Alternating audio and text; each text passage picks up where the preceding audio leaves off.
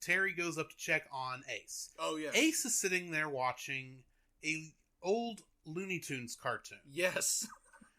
When I looked at that cartoon, I thought, okay, this is an odd choice. Yeah, it was. Because if you're going to show a dog watching a Bugs Bunny cartoon, yeah, there's 100 Bugs Bunny cartoons you could pick. Yeah. And I'm sure there's another one with a dog in it. Yeah, but they chose this one. So I was curious. Okay. I looked up which Looney Tunes cartoon it is, yes. which, for reference, it is a Merry Melodies cartoon called Hair Ribbon, which, for those who are curious, the only difference between Looney Tunes and Merry Melodies is, in most cases, budget, unless it's a Looney Tunes cartoon that in a re-release got upgraded to Merry Melodies because it was so popular. Okay. For future reference. Gotcha. This particular cartoon, Hair Ribbon, is distinctive for itself being heavily censored in its theatrical release. Yeah. And I thought, okay, that in and of itself is a odd coincidence. Yes. But why don't I just look this up? Okay. Why don't I just watch this and see what is this particular cartoon about? Taken by itself, this is not really that odd or strange Looney Tunes cartoon, or Merry Melodies in this case. In fact, it's really subpar in terms of quality, in my opinion. There's some weird editing choices. Just in watching, I knew there was some weird editing choices. Yeah. Not counting what got edited out for what they censored. Because the only version I could find to watch originally was the one on Amazon, which is the censored version. Okay. And all it is this dog, of course, trying to find a rabbit to eat for lunch. Mm-hmm. Comes across Bugs. Bugs torments him. Of course. At some point, they end up at the bottom of a lake. But they're both breathing normally because cartoons. And after some back and forth, this Bugs Bunny says, or the dog says, all this chasing around is getting me hungry. And Bugs Bunny says, what are you hungry for? And of course, it's obvious what the dog is hungry for. Rabbit. But the dog says, a rabbit sandwich. Oh, if that's your case. And then, of course, Bugs Bunny goes over to the side, dragging this guy, and says, well, if you want a rabbit sandwich, he does this French accent. I'm not doing a good French accent. He says, well, I'll get you a rabbit sandwich. So he, of course, puts the bed around the dog, like you do. Yeah. Moves his head off, says, hey, I got the one of me on bread. Lily says it that way. This is not a good French accent. Okay. He says, oh, we don't have any rabbit? Oh, I'm sorry, monsieur. We don't have any rabbit, but I will go and personally get you one. So he runs off stage and comes back out wearing a hunter's cap and carrying a rifle, walks around and literally turns around to the dog and says, be very, very quiet. I'm hunting rabbits. It's like, there's a meta joke. Just a bit. And just keeps going around and says, and the dog looks at the screen and goes, he's hunting wabbits. Wabbits! And of course, Ketchup says, enough fooling around, I'm going to have rabbit. And then Bugs Bunny says, okay, sure, fine. So Bugs Bunny pulls out this two slices of bread with lettuce. Of course. Gets in between them. And in the edited version, this is where the real good, the stuff they did second starts. Bugs Bunny kind of turns to the screen in an obvious cutaway, because it's not even the same background. It's different art style and everything, but it's so quick, surely the kids won't notice. Not the kids, but anyway.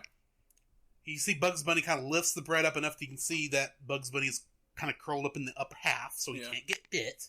The dog bites into the sandwich, and of course, Bugs Bunny, acting, screams out like he's dead. And then the scene in the episode, and the movie starts. It's like, I've killed the rabbit. I don't deserve to live. I don't deserve to live. And then Bugs Bunny, of course, comes back to life and says, oh, you mean it? And then, of course, that's when Terry McGinnis changes the channel. Yes. In the movie. However, this is the exact moment in which the big edit changes. In the edited version, Bugs Bunny hands a gun to the dog. The dog puts it to his head and pulls the trigger, committing suicide. In which we do not condone at all. If you have those thoughts, please go to a professional. And then, of course, the dog falls over. Bugs Bunny plants a lily in his hand, dances off screen. The dog rises up and says, as the iris is coming in at the end of the cartoon, stops and says, "This should not happen to a dog," and then lets go, and the iris closes on his snout, and he goes, "Ow!" And then the merry melodies. Dun, dun, dun, dun, dun, dun. Yeah, that thing. Yeah. In the original version, which you can only see on the Laserdisc Golden Collection and the DVD Golden Collection, I think it's Volume 5. Wow. It's the only places you can legally find it. They did not even release this on the Blu-rays. Yeah. Instead of him handing the gun to the dog, Bugs Bunny pulls the gun out and shoots him in the face. What? Right in the mouth. I saw this part on YouTube. Right in the muzzle. Fair enough. And then the rest of the thing ends, as I said before. Yeah. And of course, all these edits where obviously they reanimated stuff to have changed it are all different art style, done quickly and very cheaply. Yeah. To the point where it's like, you can note it out because the background goes from green to blue. And then back to green when you get back to the rest of the episode. Huh. It's like, okay. It's not a good one, to be honest. Yeah. But it does carry a distinction of being one of the only Looney Tunes cartoons with two endings, because those cartoons were made on the cheap. Yeah. Hey, let's rewind that. The Cellcast is recorded in front of a live streaming audience.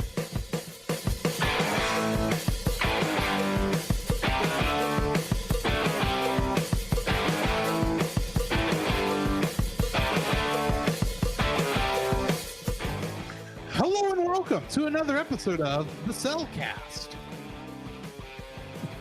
Rewind! Joining me today is a man who, well, he got his genes spliced and now he thinks he's a hyena. Hey, look, what'd you do this time? Welcome, Jacob. Great! Thanks, Elit. I was referring to Woof.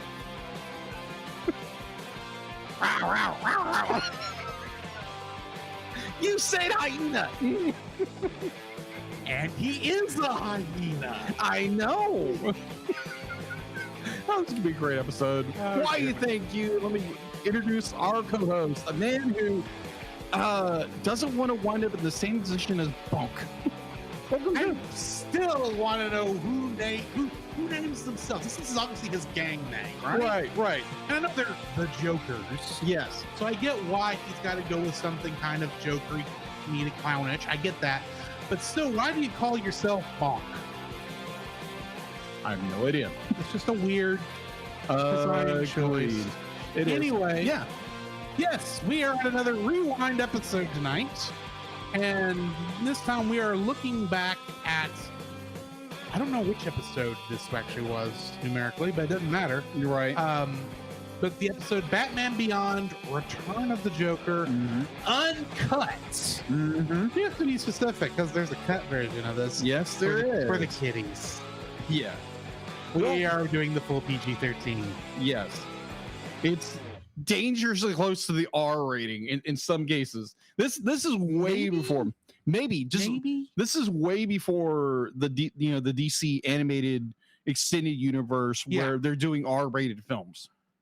This was in the DC AU continuity. Yeah. And this was like, well, oh my maybe god, not the uncut version officially. No, maybe not officially, but it's still there. Anyway, yes. So why don't we go ahead and jump into the spoiler-free thoughts on that? Certified fresh and spoiler-free. So this is my second viewing.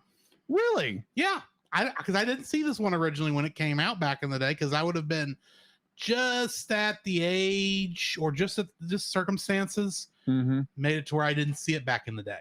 I think this is when, because this was still on WB at the time. It hadn't made the jump to Cartoon Network. Not quite. So yeah, there's the difference. I had gotten Cartoon Network and was watching Cartoon Network, not Kids WB. Right. Why would I watch Kids WB? Plus, let's be honest, the new Adventures of Batman and Robin kind of soured that. Well, I gotcha. Just because I don't like those looks as well. Right. Which is why I'm glad we actually got more traditional designs here for the flashback. Yes. But yeah. So this is my second viewing. It is a lot harsher than you think it's going to be, especially in that one scene. And yeah, this is definitely the evilest thing that the Joker has ever done. Yeah. And what allows him to come back. So definitely this is not a movie. I guess it is for kids, but maybe older kids. Yeah. But I mean, just be aware there's torture and murder. Someone dies on screen. Two, actually. Not to give it away. Two, actually. Yes, two. And another one that gets really close. Yeah. And then there's the cutaway joke that makes you go, oh, well, that's an interesting choice for a Looney Tunes clip. Oh my gosh. Yes. I wish I was dead. How you doing, Killer? Oh, me. I wish I'd have thought to relook up which Looney Tunes cartoon that is. Yeah. But yeah, I enjoyed it. It's a good film. What are your thoughts? My thoughts. Now, I think originally I watched this on Cartoon Network years ago, and I saw it and I was like, oh my gosh, where has this been? Like, okay, Batman Beyond. I think I've heard of this. Batman Return of the Joker. I caught little clips here and there, and I walked into, I can't remember, like either it was a used movie shop or Town and Country or Blockbuster or one of those, like, back in the day when you had, actual movie centers where you can go rent movies way back in the day. Back in the, the 90s and the early 2000s. Movie rentals. Thank you. Blockbusters. Yes. Except not necessarily all were blockbusters. No, they were not all blockbusters. I remember one, Town and Country. That was a beautiful one downtown, but they, like everything else of the, those went the way of the dodo bird. Right. So I found the copy I have now at one of those for cheap. And I was like, ooh, I want to watch that. And it was like, oh, it's the uncut version. It's like, ooh, yes. And it's like, oh my gosh. And I've watched this. I don't want to say religiously. I don't want to say that. But I have watched it. I would worry if you did. Yes, I would. I'd be like, I would be worried for my salvation if I did that. No, but I have very fond memories of watching this film throughout the years. And when it initially came up on the docket of being reviewed, I was like, yes, in a heartbeat. And so on this review, I can't remember how many times I've watched this film. This is such a great film. So in preparation for watching this film again for the rewind, I took it out of storage because I had to move a few things over because a few things got a little wet in my apartment at one point. So I took it out of the box, found it, played it. It's still amazing to me as a film. Highly recommend it. And I text Drew right after watching it and after listening to the the commentary track. Yeah. Be like, do you want to borrow it? And because he said, be like, oh no, I'll just watch the one on, I think, HBO Max. Yeah, I don't know if that was cut or uncut. I never got around to watching it till after you texted me. Oh, okay. But yeah, we're here now. Be like, I don't know. I honestly don't know how many times I've watched this film, to say the least, at all. But I really, really enjoy this film. Before we get into our full spoiler-filled section, we do actually have some comments on this. Branson Boykin over at Geek Devotions says, for live-action Burtonverse, better than Batman Forever and Batman and Robin. That's kind of a backhanded comment? Wait a minute. What? A little better than Batman Returns, but not as good as Batman. He's placing it in position where he thinks it goes, I guess. Oh, okay. I think it's because the way you worded this. Yeah. Where do you rank this film among other Batman movies? That's right. Yes. Yeah, that's why I said this. For animated Timverse, better than Batman Sub-Zero, but not quite as good as Batman Mask of the Phantasm. For new stuff, just no, not even going there. Oh, okay. And Gotcha. then the Dapper Man, Kevin Joshua Burnham, says, it's just okay. Anyway. Okay. Dapper Man. We at least had some... Yeah, we had some comments, which is always very thankful. Mm-hmm. Anyway, here you jump into our full spoiler-filled section? Sure, why not? The following is a spoiler-filled review for the movie Batman Beyond: Return of the Joker. Listener discretion is advised. Batman Beyond: Return of the Joker was directed by Kurt Gieda, who went on to direct Ultimate Avengers the movie. We've reviewed that one last year. Oh yeah, we did. And I didn't realize this was the same guy. Oh wow. It was also written by Paul Dini, Bruce Timm, and Glenn Murakami. Getting into the cast, we've got Will Friedle as Terry McGinnis, aka Batman. Mm-hmm. And he played Ron Stoppable in Kim Possible. Yes. Kevin Conroy as Bruce Wayne. And his most recent performance, and I believe his last, was as Hordak in He-Man and the Masters of the Universe. Oh. Yeah, he was Merman. No, He was not Mermaid Man. No, he was Merman. He was Merman. else. Merman. He was Merman. It says he was Hordak. He could have been well, that might be. I went off IMDb. So was it He-Man? Was it Masters of the Universe? He-Man and the Masters of the Universe. Oh, okay. Not Masters of the Universe. I know there's two different shows there. Oh, okay. Okay. Gotcha. Right. Never mind. Mark Hamill played both the Joker and Jordan Price. Yes. He is, of course, known as Luke Skywalker in Star Wars. But did you know that he also played Wolverine in the video game X2 Wolverine's Revenge? No, I didn't. I am curious to hear this performance. Angie Harmon plays Barbara Gordon, which is not the person who played her in the show. No. She was unable to be in it. But Angie Harmon played Assistant District Attorney Abby Carmichael in Law & Order around this time. Dean Stockwell played Tim Drake. And in the television series Quantum Leap, he played Rear Admiral Albert Al Calavici, aka Scott Bakula's buddy, who's hologram buddy, who's helping him get through time. Oh, okay. Do you know Quantum Leap at all? Yes, I love Quantum Leap. You know who Al is? Yes, I know who Al is. Okay. Well, that was Dean Stockwell. Oh, okay. Anyway, that makes sense. Arlene Sorkin plays Harley Quinn. And in the soap opera Days of Our Lives, she played a character named Calliope Jones. Tara Strong played Batgirl. Mm-hmm. And recently in the television series Loki, she played Miss Minutes. Huh. You still haven't watched Loki? No, I have not seen Loki. No idea who this character is? No, I don't. I am very far behind the MCU stuff currently. Animated AI avatar. Okay. Basically. Okay. And she has a really good jump scare in the last episode. I gotcha. All right. Anyway. I'll have to look forward to that at some point.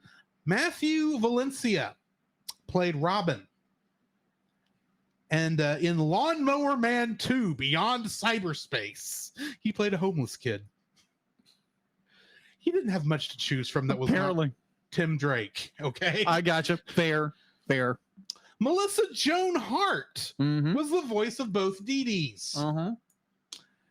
And she played Sabrina Spellman in the good Sabrina the Teenage Witch television show. Yes. I have opinions.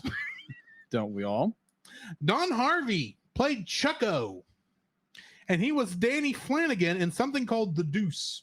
The Deuce. He didn't have much to choose from. I gotcha. But here's a fun one. Michael Rosenbaum played Ghoul. Yeah. In Guardians of the Galaxy, he plays a character named Martinex, who is also in Volume 2. He's going to be in the Volume 3 when it comes out. Really? Next week. Yeah, so something like that. Yeah. But he is probably most well known among geeks and nerds, especially DC people, for playing Lex Luthor in Smallville. Yes. Henry Rollins played Bonk. And he was Kilowog in Green Lantern Emerald Knights. Yes. Our good buddy Frank Welker played Wolf. Who's surprised? Because you shouldn't be. Yeah, because Frank Welker just does everything under the sun when it comes to animal voice. In the live-action Mortal Kombat film, the first one. Yeah. He played Reptile. Yes. As you could guess. Yes. He was also Shao Kahn. He was Shao Kahn? He was Shao Kahn. According to IMDb. Now, just for reference sake, Shao Kahn was the which character? You gonna make me double check? Yes, I am going to make you double check everything. That's what we're supposed to do here.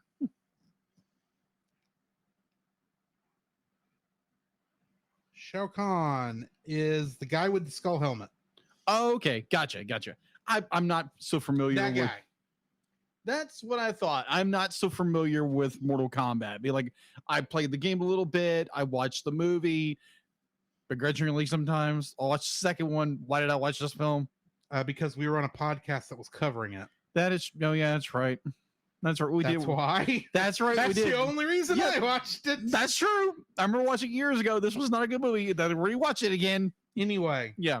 last but not least, Andrea Romano was the voice of Laughing Boy, as is credited, Oh. because they did not want to give away the spoiler Right.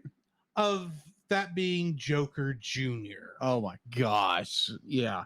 because Matthew Valencia really couldn't pull off a good laugh, menacing laugh. Joker okay. laugh. Anyway, Yeah. she played Martha Wayne in Batman Gotham Knight. Oh. Interesting. Kingdom Hearts connections. I want you to guess how many we have.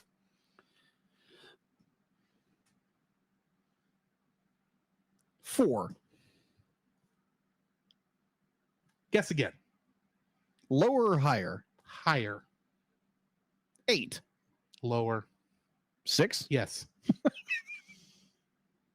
Rachel Lee Cook, who played Chelsea for a hot minute in this film. She played that for 1 minute.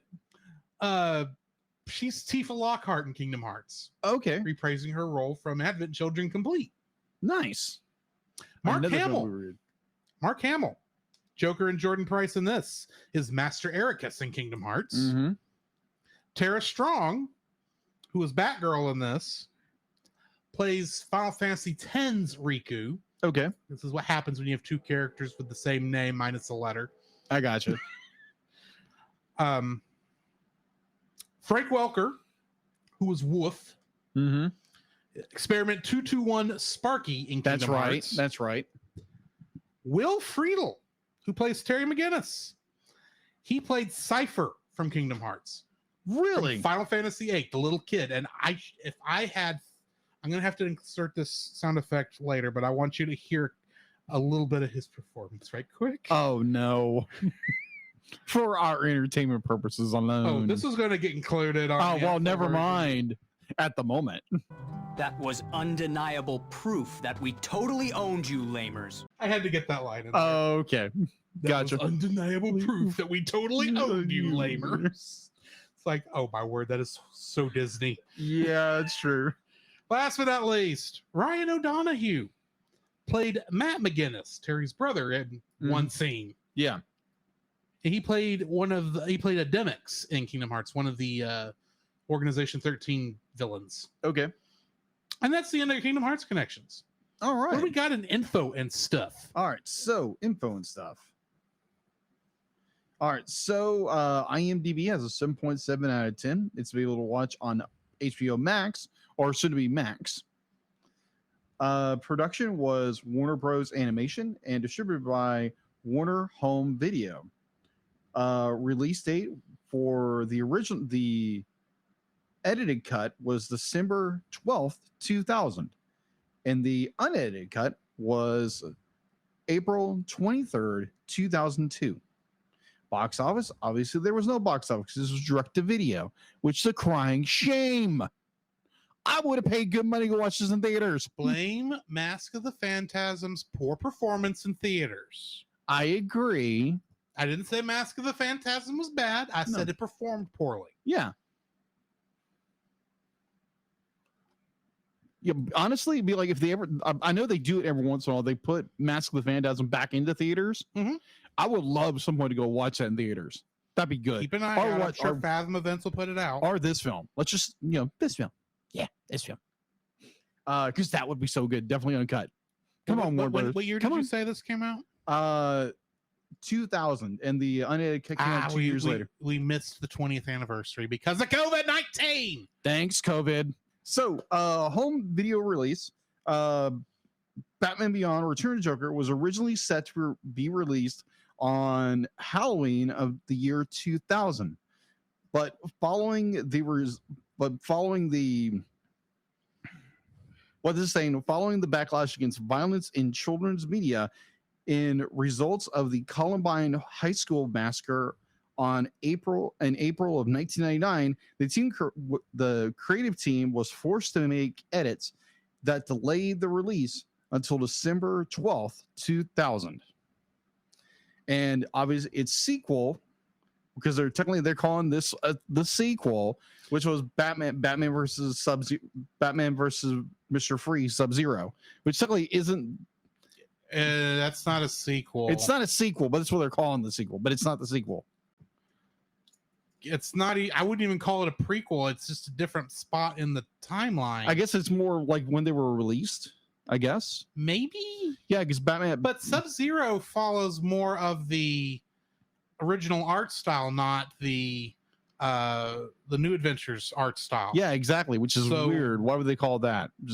I'm just going by IMDb and all the other sources telling me. I think someone got their wires crossed somewhere. I think so. But anyway, batterings crossed. Anywho, yes. So that is all I have for info and stuff. All right, getting into the summary. A new faction of the Joker's gang, consisting of Bonk, Woof, Ghoul, Chucko, and the DD twins, attempt to steal high-tech electronic equipment, but they are intercepted by Batman, aka Terry McGinnis, the protege of the first Batman, Bruce Wayne. The gang reports back to their leader, revealed to be the Joker, who is Bruce's nemesis and has mysteriously reappeared following his presumed death years ago.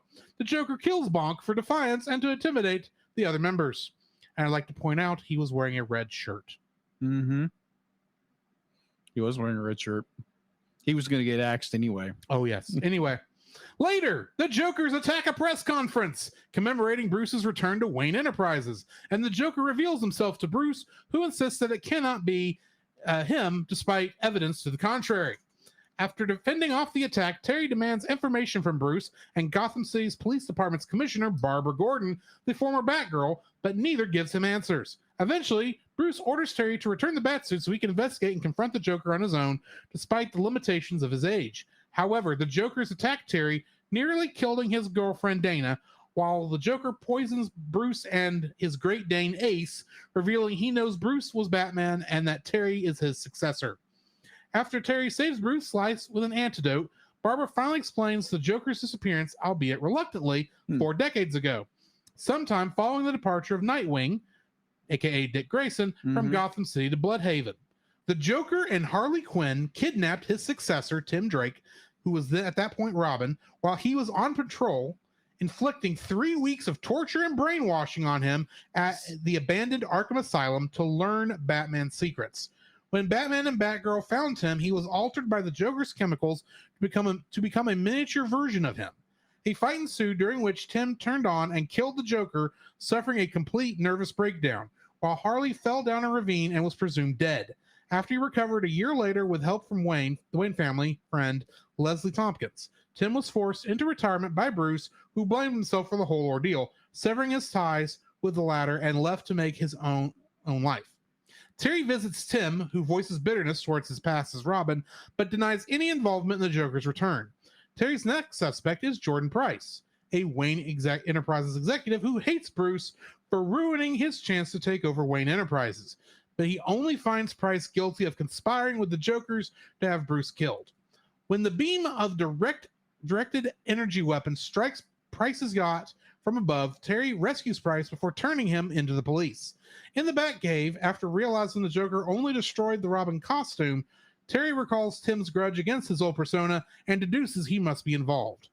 Cross-referencing Tim's expertise as a telecommunications engineer with the Joker's thefts, Terry and Bruce discover the stolen equipment can create a jamming system to seize control of a laser-armed military satellite. When Terry goes to face Tim, he triggers a trap set by the Joker, who then follows to an abandoned candy factory. After surviving further attacks from the satellite, subduing the Jokers with Ace's help, Terry confronts the Joker, who gloats he encoded himself into a microchip built with genetic technology hidden behind Tim's ear, allowing him to survive death by overtaking Tim's body. With the satellite, the Joker plans to kill Bruce and Terry's loved ones before destroying Gotham City. As they battle, Terry uses one of the Joker's joy buzzers to destroy both the weapon and the microchip, saving the city and freeing Tim as the Joker finally meets his end. Following the Joker's arrests, Barbara hides Tim's unwitting involvement to protect him from with the Joker declared dead in the factory's explosion, while the Dee Dee twins are bailed out by their grandmother, an elderly Harley Quinn, who survived her fall and reformed. Bruce makes amends with Tim and Barbara while Tim recovers in the hospital, during which Bruce and Tim acknowledge Terry as worthy to carry on the mantle of the Bat. Getting into the trivia for this one. When Bruce is checking the future Joker's voice print against that of the past Jokers, the clip is a newly animated but previously scripted segment from Holiday Nights, which was the first episode of the New Batman Adventures 1997. Really? Yeah. When Terry lists possible explanations for the Joker's return, he mentions being in suspended animation after being frozen in a block of ice. This is a reference to the Marvel Comics character Captain America, who was found in an identical state by the Avengers in the 1960s.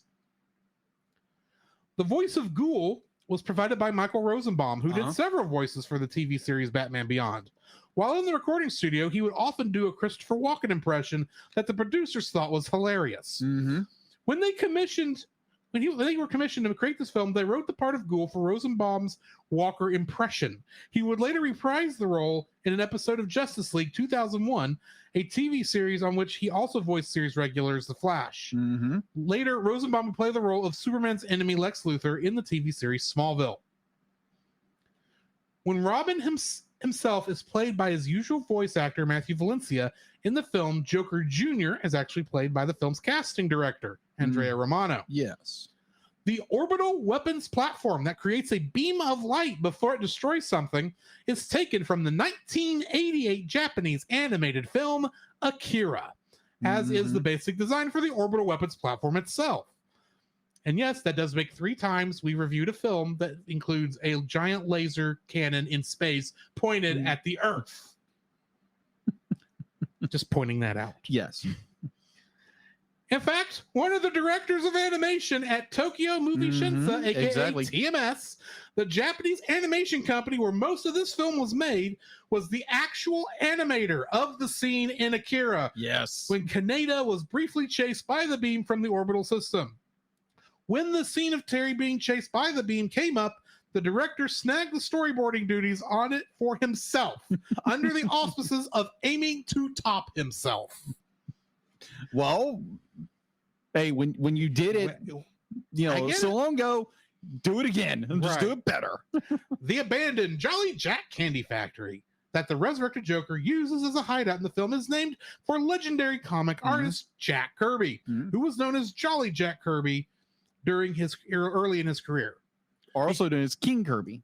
Both nicknames being given to him by Stan the Man Lee. Which Jack Kirby hated.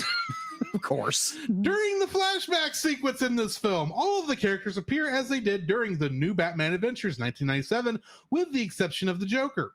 This second redesign for the Joker roughly combines his head and face from Batman the Animated Series 1992 model with his body from the New Batman Adventures 1997 model, and would be used again for the character's in-universe appearances in Justice League 2001 and Static Shock 2000. Which brings us to the end of the trivia. Jacob, what is your first like for this film? Well, before we do that, I want to do some, we did in our last episode of Rewind. Oh, yes. Yeah, original scores from that episode. So do you remember what your original score? I have absolutely no clue what I've rated anything after I've said it. I don't even remember what I rated Luca last week, despite the fact I just edited that episode. You edited, you'd be like, you edited, of course you edited it because you do all the editing here. Yes. Your original score for Batman Beyond Return of the Joker was a 7.5. Okay. And so my original score was an 8. So I wonder how the scores are going to change. We will see. We'll see on the other side of our likes and dislikes. Yes. What is your first like? My first like would be the flashback to where the young Robin is kidnapped and tortured by the Joker, and all of that amazing story build up, because this is like the looming. This is looming over the entire film until it's told, where it's okay. Be like, why is Bruce not telling Terry this? Because obviously he's afraid. He's afraid because he knows what the Joker can do, and you see what the Joker did. Be like the most sick, depraved thing that monster can do in order to get at Bruce Wayne, Batman, is just like, and how it's animated, how it's just wonderfully, beautifully animated. The story itself, the part that, like, the entire scene, the entire segment of this flashback, to me just gives me chills anytime you watch it. From the introduced to Tim Drake, the what they're calling the second Robin in the DCAU, but just So like they skipped one. They skipped one. You know, Who cares? No one likes him anyway. We voted to kill him. apparently they did. We did. They did. I wasn't alive. I didn't make the phone call, but more people called to kill him than that to is not kill him. true. But then we got the Red Hood. So either or, you know, I can't even think of the character's name right now. I'm losing geek points, but oh well. Jason Todd. Jason Todd. Thank you. Jason Todd. No one like Jason Todd. But oh my gosh, yeah, just I love that segment of young Tim Drake is kidnapped, Batman and Batgirl go out to try to find him, Arkham Asylum, that whole segment, and then you get the point where Joker is oh, here's my new protege, and be like, oh, I did all these terrible things to your adopted boy. Be like, weren't you proud of me? And be like, the point where he pushes Batman to the point that he wants to kill him, but obviously Batman won't kill. Be like, I, on the other hand, is be like, this is such a it's a terrible, horrible scene, but it is beautifully well done.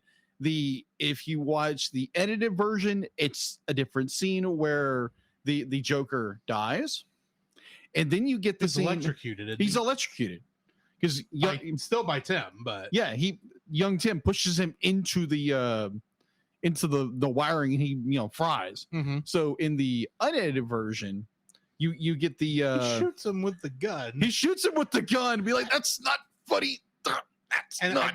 And I just want to put this out there. Honestly, I'm thinking, what is the most visually disturbing death? Oh, yeah. Getting shot with a gun or being electrocuted? That's a tough call. That is a hard call. And I'm still kind of surprised that the electrocution is the PG. Well, technically, we see the Joker go into it. We see the electric go off, and we see just the jolt or something. We don't actually see him fry. Okay, then that's fair. But it's still done very well. But this one, you actually see the Joker get shot, and he dies on camera. And it is beautiful. Be like, and then you start to understand why Tim Drake is the way he is, why Barbara's the way he is, why Bruce is the way he is, and why poor Terry is stuck in the middle. He has no idea what's going on, and he's like, "Oh, that's why Bruce didn't want to tell me." Yeah, and it's just beautiful. Oh my gosh, beautiful. And the scene that pops into my mind all the time, where Joker is showing the video of how he did everything, and he's taunting Batman the entire time. And I would love to have the line in front of me, but I don't. I'll bring that up. Which line? The one where he's telling behind all the batarangs, and be like, just I know which one you're quoting. Yeah, that one. You're wanting. Yes, that one. I love that one. I wish I could quote it for you right now, but he'll find it in a minute. But again, beautiful scene, beautiful, horrendous, terrible. Oh my gosh, probably one of the best scenes in a DCAU film or Batman film ever, in my opinion. Close to what was it? Batman versus Superman: Dawn of Justice, the one where Batman is he's taking on the foes, taking on the bad guys by himself. That's a really, really good scene. Mhm. This is, to me, it's better. Just better. Okay, the entire soliloquy that Thank the you. Joker gives. Thank you. What's the matter, Batman? No witty comeback, no threat? Then I'll provide the narration. I'll begin with how I peeled back the layers of the boy's mind, how he bravely tried to fight it at first. You would have been proud to see him so strong, but all too soon the serums and the shocks took their toll, and the dear lad began to share such secrets with me, secrets that are mine alone to know. Bruce. It's true, Batsy. I know everything. And kind of like the kid who peeks at his Christmas presents, I must admit it's sadly anticlimactic. Behind all the strum and batarangs, you're just a little boy in a playsuit crying for mommy and daddy. It'd be funny if it weren't so pathetic. Oh, what the heck? I'll laugh anyway. That's a good laugh. Yes, Thanks, it was that's last minute. Oh my gosh, that was the scene. Oh my gosh, in that movie was so good. And the point where Batman has the Joker in his throttle, be like, I will break you. Be like, oh, Bats, if you had the something for that, be like, you would have done a long time ago. I, on the other hand, it's like, it's just pure, beautiful writing, beautiful storytelling. In all the works, I love this scene. It's a great scene in a beautiful movie. So yes, the flashback scene is my number one like of this film. Drew? Would you agree that in the DC animated universe that Bruce Timm made, we see both of the ends of the Joker, the final ends? Yeah. Both of the original incarnation and of the birth incarnation of the Joker. And basically, he can't come back at this point. No. Or at least they're not going to make anything past this point where he can come back at. So we're both agreed on that. And I find it interesting, and I like in both ways, it wasn't Batman who took either Joker down. No. You had Tim Drake, who shot him because he was out of his mind, which is something Batman would never been able to do. Yeah. That's against everything he is. And because Batman is who he is, it took Terry to actually truly defeat the Joker because he approaches the fight with Joker entirely differently than Bruce would. Oh yeah. I liked, what he says, like he asks Bruce, like, you got any recommendations for fighting this guy? He says the Joker likes to distract you. So you got to focus on, wait a minute, he likes to talk? I like to talk. And he goes into this whole, and he's making fun of the Joker throughout the whole thing, and the Joker is getting nothing of what he wants. Because he hopes for a Bruce Wayne Batman fight. And that's not what Terry gives him. Terry couldn't give him that, even if he wanted to. Terry is able to use that advantage. And throughout that entire fight, Mark Hamill does a great way of still being the Joker, even though it's this more diabolical. And the version he didn't like. Yeah, it's the version he doesn't like because it's a very darker Joker. But he's able to do that, and you can see him getting more and more frustrated by, this is not how I expected this fight to go. I expected to be fighting Bruce, not this kid who is actually doing a better job of distracting me than I am of distracting him. So I like how they thought well enough ahead that this could not be, even though Batman has to be the one to defeat the Joker, it's not Bruce, because Bruce couldn't defeat the Joker. Yes. That's not the way it can ever work. Yes. Because they are the rivals. One is always topping the other one way or another. It's almost a semi-parasitic symbiotic relationship. Yes. But Terry's got the antibodies and can kick the Joker's butt from here to Timbuktu. That is true. Which I liked. Once Terry realized, wait a minute, I have something Bruce doesn't, and I'm going to capitalize on that. And that's how you beat the Joker. You capitalize on what your predecessor couldn't do, and what the Joker was assuming was going to happen. Yes. Anyway, that's my first like. I'm going to bounce right off that one and say that is my second like. It's the final fight between the Joker and Terry McGinnis's Batman. Because, like you said very well, that the Joker was expecting Bruce Wayne Batman with the be like, I'm just going to be quiet. I'm going to fight him. That's it. And the Joker's just going to talk and talk and talk and talk. Well, it's because Bruce for the Joker was the perfect straight man. Yeah. Terry is not a straight man. He's the comedian in this outfit. Anyway, continue. Yeah. So hard to believe he's actually Bruce Wayne's clone son.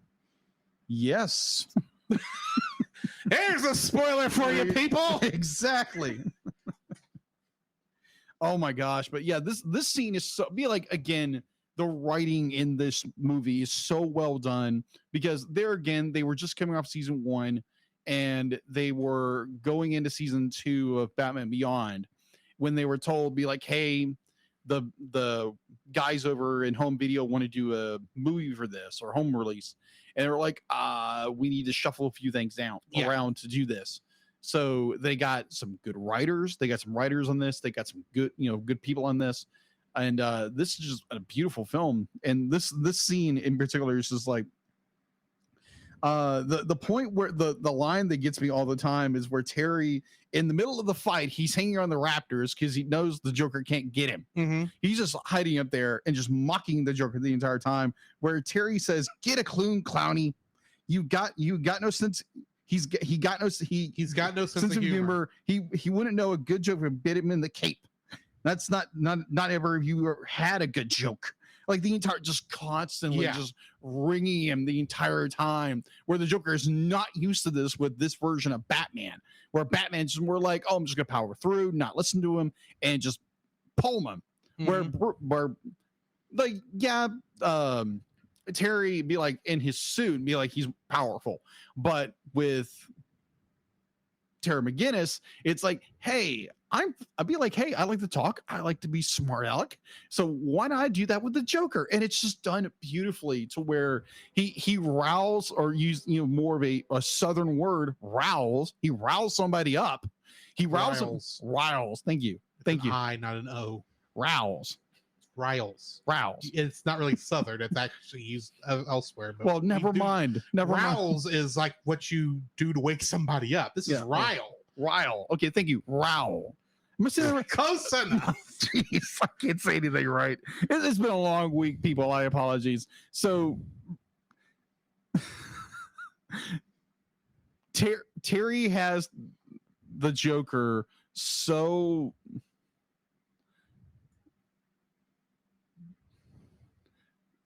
now I can't even say anything. Okay. So sorry. No, we're good. He riles him up.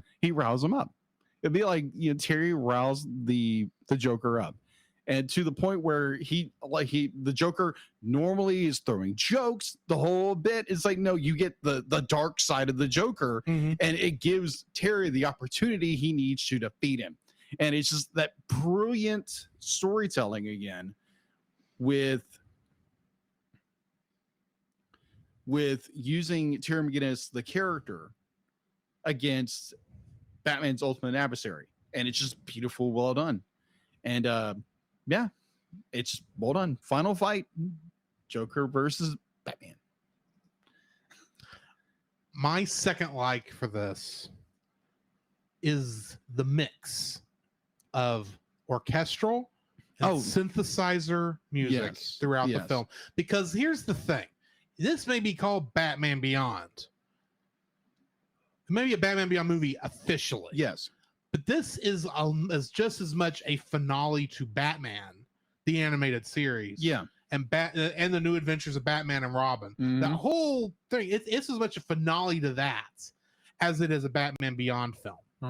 So they use the orchestral that we got that was used all through that, and then mix it with the Batman Beyond synthesizer stuff. And it works beautifully together. I can't believe how good it sounds. I'm trying to think of a good, but that final fight, because you can hear it going, you can hear the classic Batman theme playing in there, along with the synthesizer coming in and adding to it. It's like, oh man, this is so good. Agreed.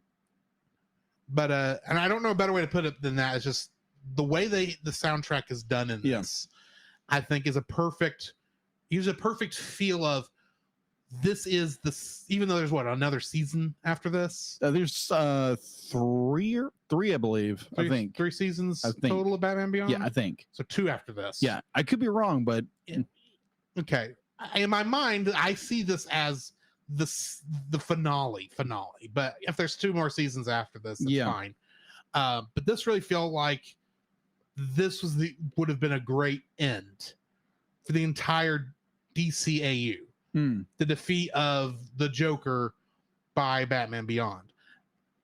And it felt like it was that great combination of everything, at least with the Batman stuff, all coming together for this one great end to finally put an end to the best villain, one of the best villains in the DCAU, if not agreed, the best villain. Definitely it's one of my favorite performances by Mark Hamill. Not this particular Joker. Agreed. But Joker in general. I mean, at least he was full on Joker for the flashback scene, the classic Joker.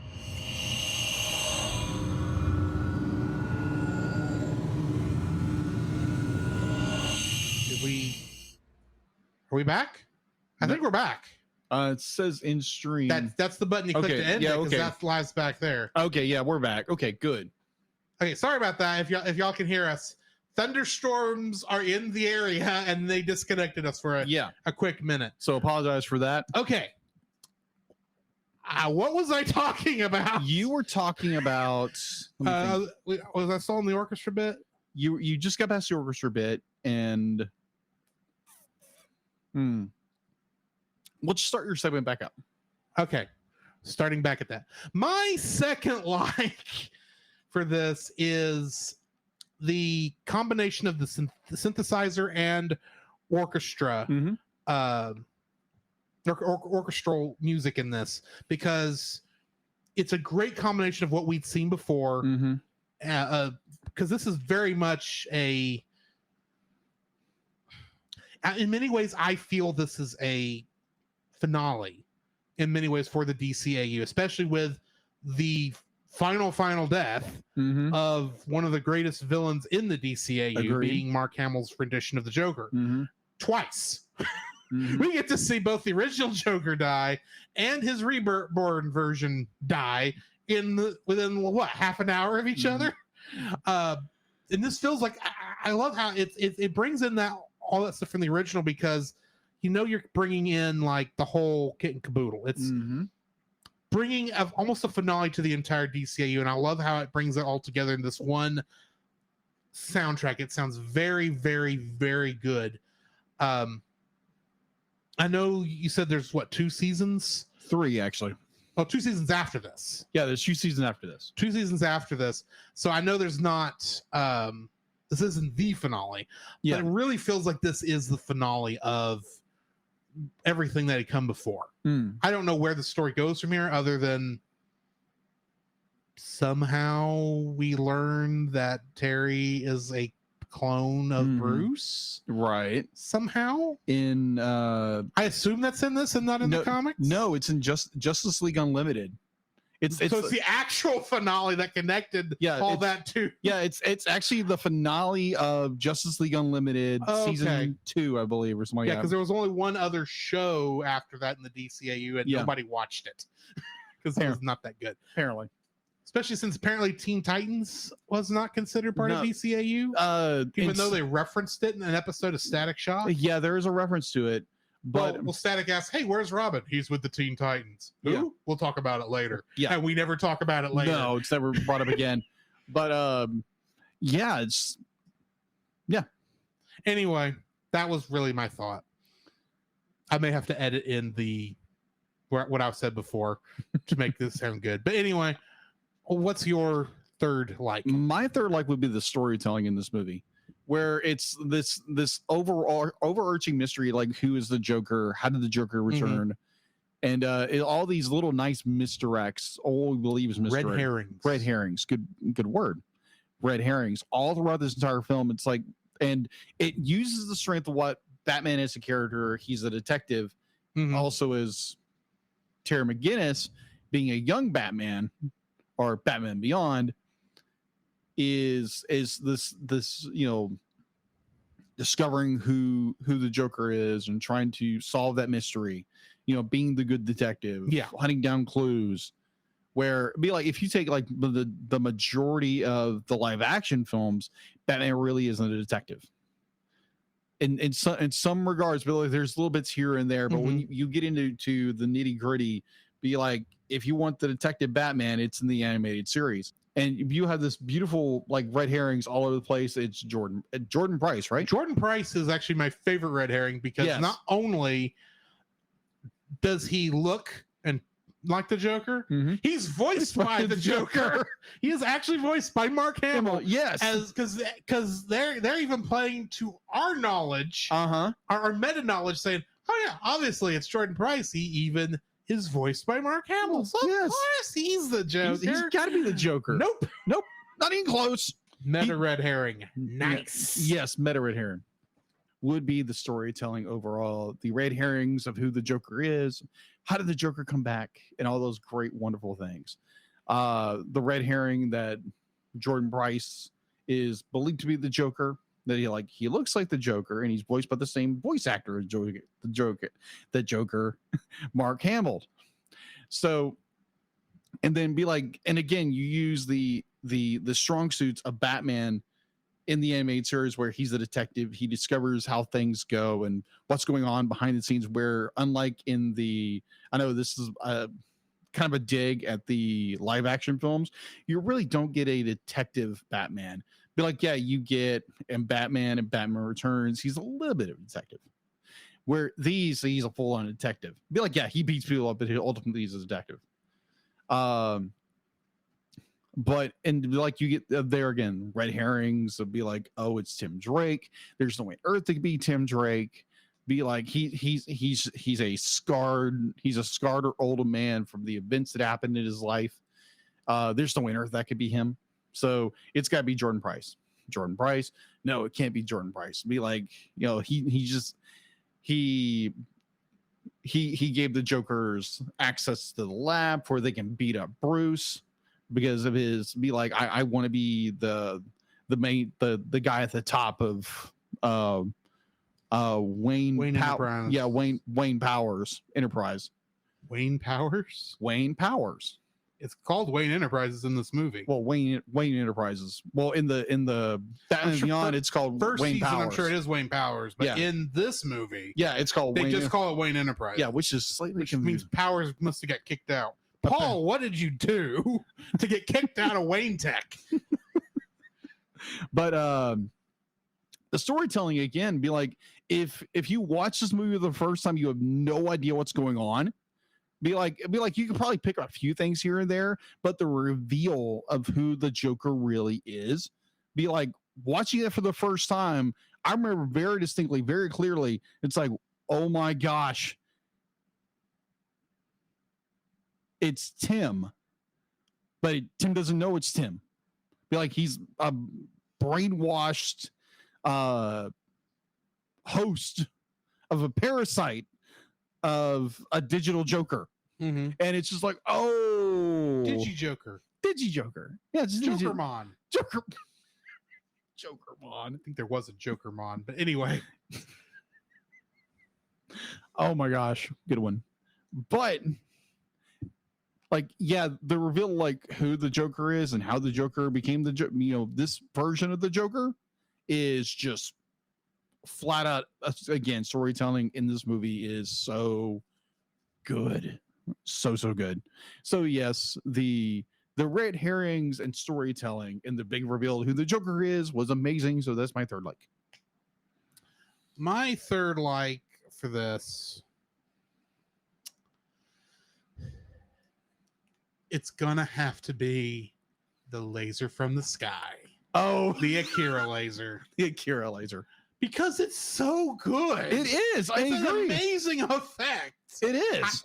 That animator, I don't remember his name. I'm sorry, but I think he really did outdo himself in this 2D hand drawn. Because that's like, yes, it was digitally colored, but this is all hand drawn stuff, and he outdid himself in my opinion with this.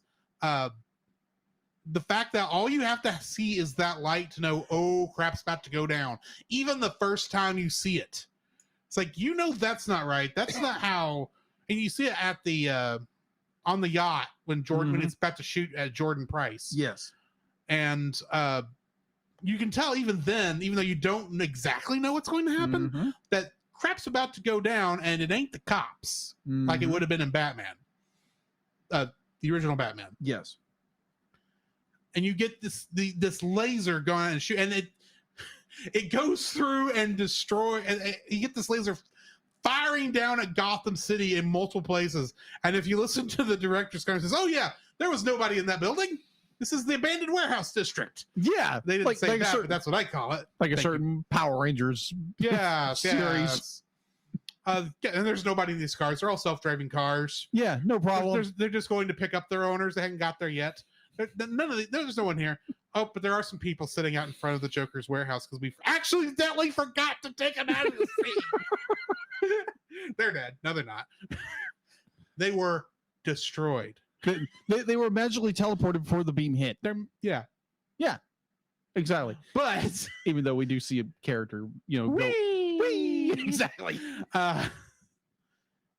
Yeah, I mean, that effect I think was done so well. The only thing I don't get, and this is what I do agree with the directors, is one of them asked, well, why does the satellite fly away at the end? It's like, I have no idea. Do you know? No. Oh, well. It's like, y'all just got done making this film when y'all recorded this commentary, and you don't know how the satellite flew away. But not just that laser effect, all of the effects in this. Listen to that director's commentary. It stated how they did not specify the colors of the beams, right, or even where they were really shooting, other than there had to be some spots where, you know, it was going to barely hit Terry, and in a couple of different spots. It's like, yeah, we didn't specify anything of that they did that on their own because they're masters at this. It's like, are you telling me that despite being all the characters being designed in America, the story being written in America, that I'm actually watching an anime in terms of action? Yes. You know what? I'll accept this. Oh, that's fighting words for a lot of people. I don't care. Yeah, I don't care either, but it's fun.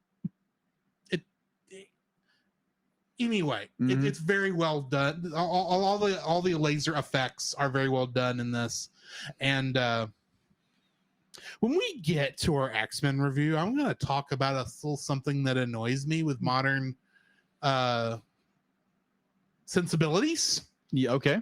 That was not present on this DVD. All right. Thankfully. But we'll get there when we get there. All right. What's your first dislike for this film? My first dislike would be being a fan of Batman Beyond the series, that in this movie it's called Wayne Tech or Wayne Enterprises, where in the show it's Wayne Powers Incorporated, because obviously co-owned by PaulJPowers.com. Yes, of course. Dum. But that, to me, I was like, wait a minute, it's supposed to be this, but why is it this in the movie? It was slightly confusing for me. I think watching it for this time, having a little more knowledge of Batman Beyond for the series, I was like, wait a minute, that makes no sense. Okay, that was, again, it's a nitpick. So yeah, Wayne Powers instead of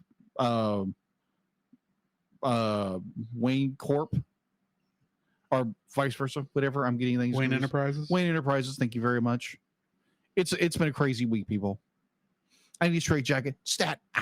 Okay, I have an answer for you. Okay, because I just looked it up. Oh, let me go through the entire history of Wayne Powers. Dum. The merger happened around or shortly after Bruce Wayne retired as Batman. Yes. Bruce would constantly avert attempted takeovers by Derek Powers, but the latter was ultimately successful with merging both companies. Possibly because Bruce's declining health prevented him from fully protecting his company from the takeover. Powers was the initial CEO and chairman of the board. Bruce had little actual power in the day-to-day affairs of the corporation, but he was still a major shareholder and retained influence among the board.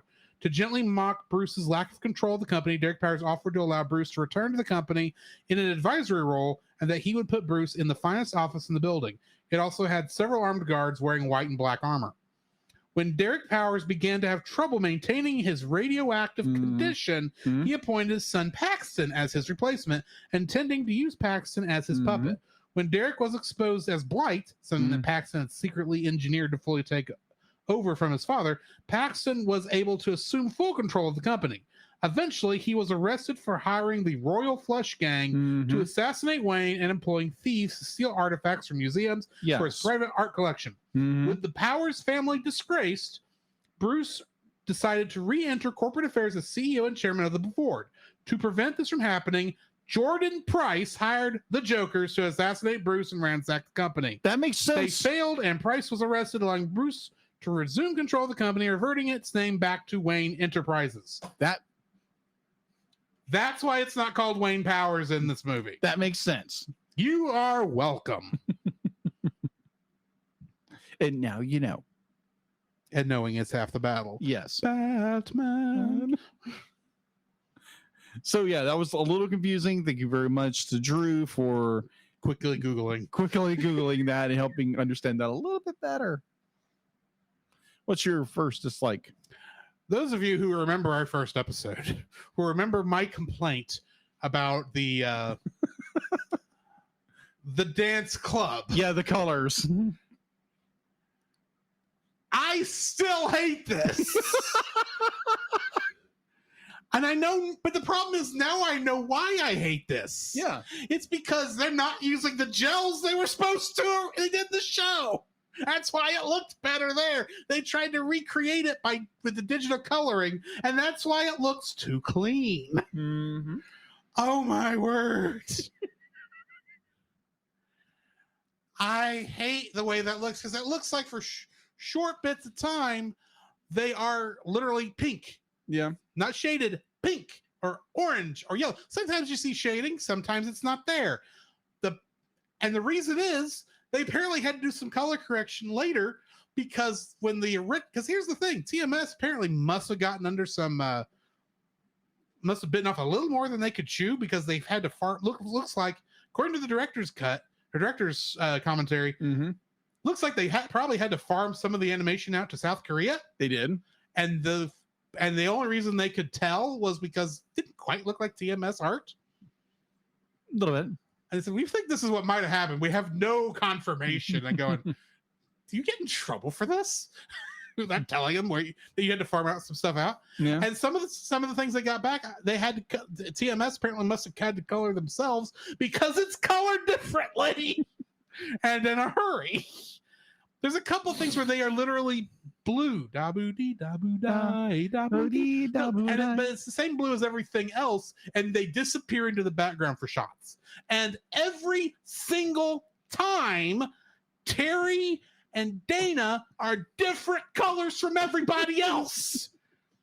If you're gonna have everyone be orange, but your main characters, it's not gonna look right. Yeah, agreed. If you're gonna do this effect, do it right. But I say don't do this effect unless you're going to actually digitally do the gel effect, because you really didn't do it. You just literally just recolored the characters thinking, oh, this will work, and it doesn't work at all. You know, watching for this time for the rewind, I can definitely see that now. Yeah, because I think before I didn't. So it's color math is my problem here. Okay. Because I've done digital coloring. Yeah. I do digital coloring all the time. And I know that what they should have done here was to color all the characters normally. And then laid on top of that the color that they want them to glow, like the light is shining on them, so that then the digital color math would calculate what the actual pixel needs to be to show that color mixed with what they're wearing. And they didn't do that. It's the kind of thing that looks fine for the background characters because you expect them, especially on a CRT television, which is what this was originally made to be viewed on. you expect those characters to be, less detailed.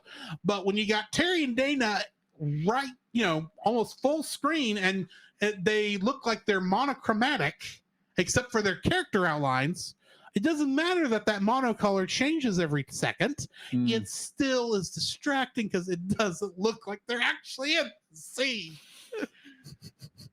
So that's my first dislike. Okay. That's still an issue for me. Mm-hmm.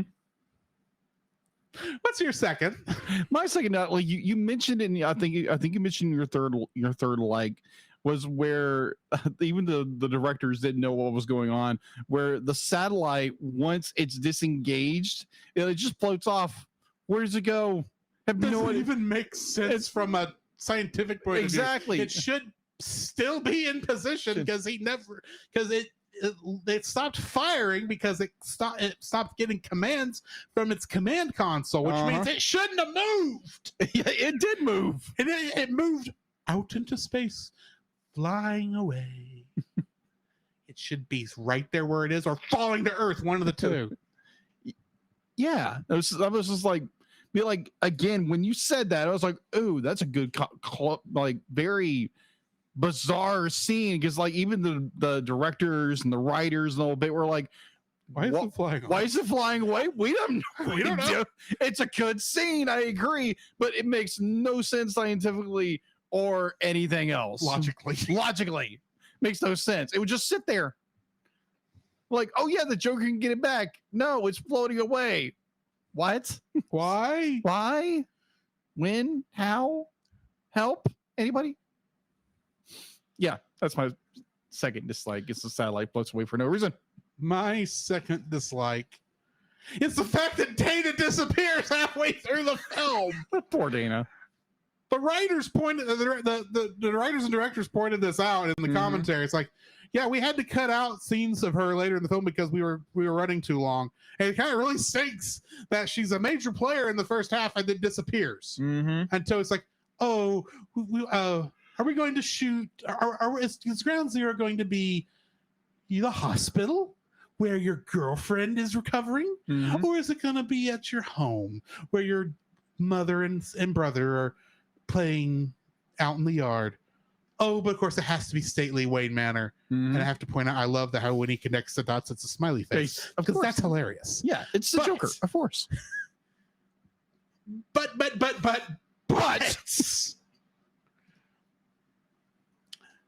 Dana doesn't do anything after she gets hit. She doesn't get a chance to show up. We get maybe, do we even get a shot of her at the hospital recovering? I don't think so. No, we get nothing. And the thing is, Terry was right there talking to Tim. He should have just walked. After he saw Bruce going into Tim's, and you'd had that little conversation. Walk down the hall, turn into Dana's room, and have a nice little, thank you. Hey, Terry, how are you doing? I couldn't think of the guy's name. Yeah. How are you doing, Terry? I'm glad you're feeling better. Here, have some flowers. I was going to give this to Tim, but I forgot. He doesn't walk out with anything, but my mind's like, oh yeah, he had flowers in his head somehow. But anyway, it's like, hey, Terry, a good idea for being a good boyfriend. Your girlfriend's in the hospital. Go visit her. Maybe hint, nudge. I get that for a large portion of the film, he didn't have time. Oh yeah, I agree. But still, that would have been a nice bit of closure. Yeah, agreed. So yeah, anyway, that's my second dislike. But instead, he has to go to the roof and make his grand exit of the film. He's got to exit like Batman. Agreed. I agree with you there. But my third dislike, this is a little gripe. So watching the film again for Rewind and being the reviewers we are, you watch for little animation errors a little bit. You have to. It's just part of the gig. So we have to show our credentials that we are objectively looking for problems, because no movie is perfect. Yes. So you have the final scene where Terry dons the mask for the last time in the film. So he pulls the mask down, jumps off the roof, and goes flying. Amazing. The theme is playing with the orchestra. The old Batman theme. It's the old Batman theme. That's right. Not the Batman Beyond theme because it's not synthesizer. That is true. You can play that theme on in an orchestra, but it wouldn't sound like it. That is true. So be like he's flying, and then he's gone. You don't see him at all. Because most of them you think you would see the character. You don't. Be like he doesn't turn a corner or nothing. He's like he turns on his invisibility system in his suit, like just halfway through you don't see him. But I'm like, you didn't even finish him flying into the background, or him like going around a building or something like that, or like coming up or something like that. I was like, I mean, they probably ran out of money. I agree with you. Why they didn't do anything crazy with the opening sequence. It just had I know. white text and a black background. I know they ran out of money. They ran out of time, actually. And money. And money. That is true. They ran out of time and money. They didn't have a budget. Mm-hmm. It had a nice budget for what it was, but they ran out of money. And I understand. And you have to do some not logic jumps, but understand. Tim can go invisible. Yeah. Hold on. Terry. Sorry. Why am I getting names mixed up? This is terrible. Terry McGinnis as Batman. Because they're alliterative. Just call him Batman. BB for short. No. BB. And then I'll get it mixed up with the twins. That's Dee Dee. Yeah, Dee Dee. Exactly. Okay, call him Dexter. That won't be confusing at all. So Terry goes off flying and be like, obviously he I'm sorry. I just now realized I'm going to have to find a clip of. I'm going to have to make a small comic of pictures of the Dee Dees and Terry, but use quotes from Dexter's Laboratory. You are stupid. You are stupid. And don't forget, you are stupid. Get out of my laboratory. There's plenty of great spots I can use this too. That's what's great. Good. Make that happen. That sounds great. You're gonna have to do this later. Oh my gosh. Weekend. But again, this was more of a nitpick that you don't be like the characters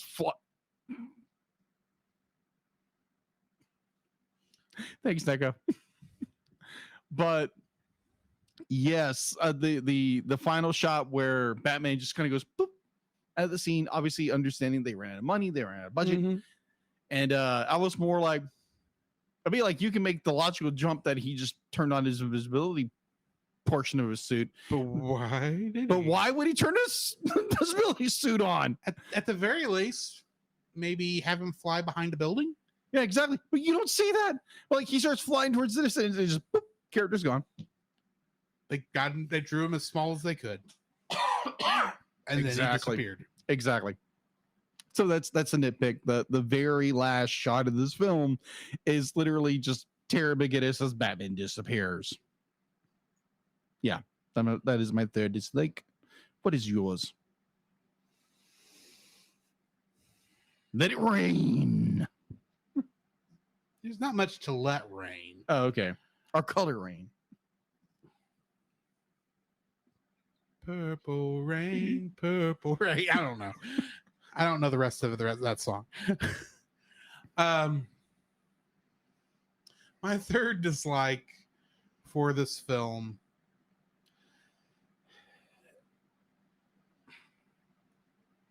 I hate that they thought they had to edit it. I get why. Yeah. And from what I haven't seen the edits, so I don't know how bad they are. To make it more, let's give it a more PG rating. Okay. And I grant that,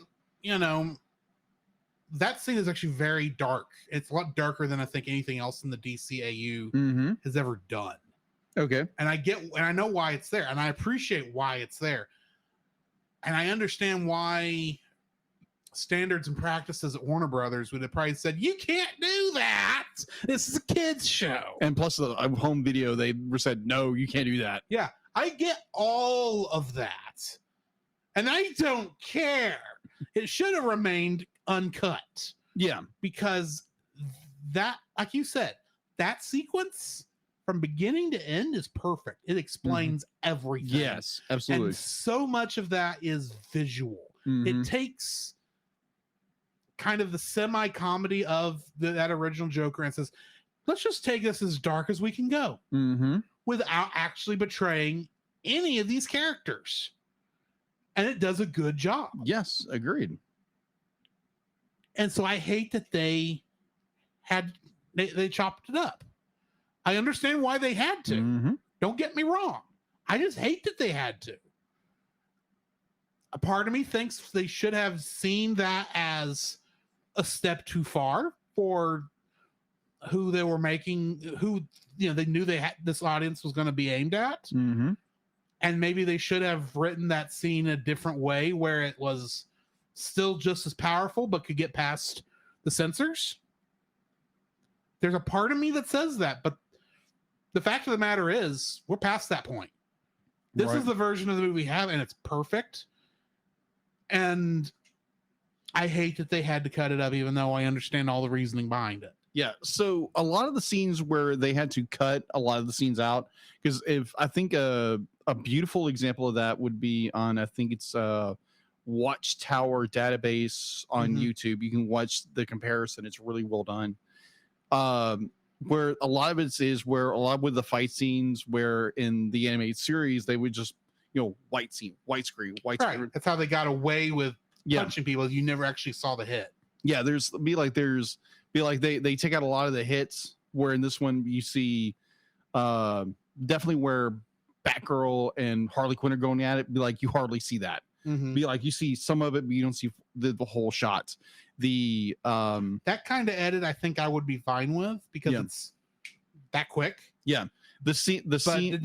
My question would be, I'm sorry to skip ahead here to what you're good. You're good. I know they edited out the actual death of Joker by the way we see it with Tim shooting him. Yeah, it's completely reanimated. The segment though, when they're electrocuting Tim to torture him, is that in the edited version? It's shortened, I believe. It would have to be shortened, I would assume. Give us an idea that's going on. Shortened, they do long shots on characters. Right. That makes sense. But one of the scenes where I just still hate that they had to cut it up. Yeah, like obviously because, you know, the Columbine massacre happened only a year prior, or only a couple of months prior to that. So it's understandable in some ways, in a lot of ways, because there again, that's violence against kids, so you don't want to do that in movies. But you have to really ask yourself, especially at that day and age, even without considering Columbine or any of that stuff, are you really going to show somebody? Well, it's not even a bullet he shoots; it's that flag thing. Yeah. It's not even.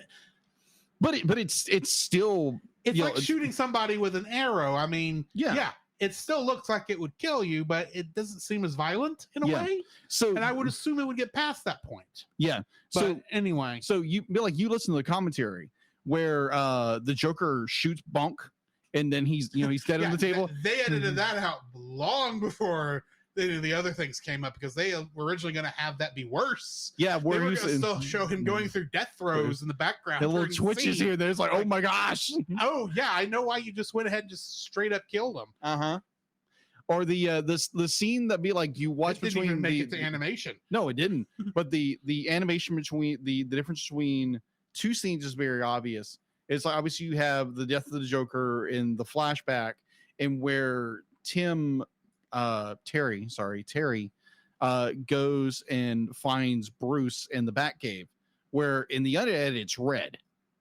Where because they didn't realize they painted it red. They did not intend for it to be blood. Yeah.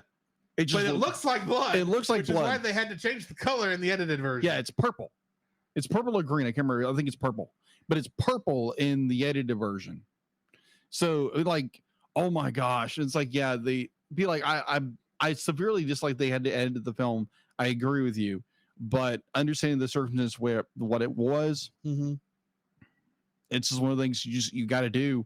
Like Lilo and Stitch, they had to go back and re-edit the entire scene where they. Boy, can you tell? Yeah, they can. You can definitely tell where they have to.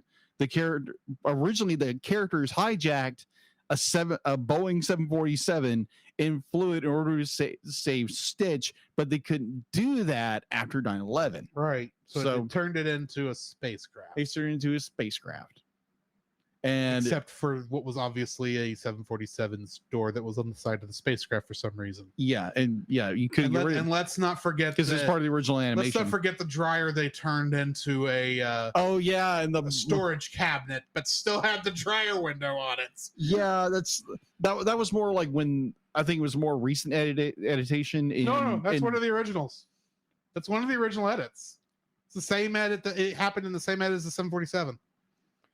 It's at the same time. No, not technically. No, because my understanding is it did.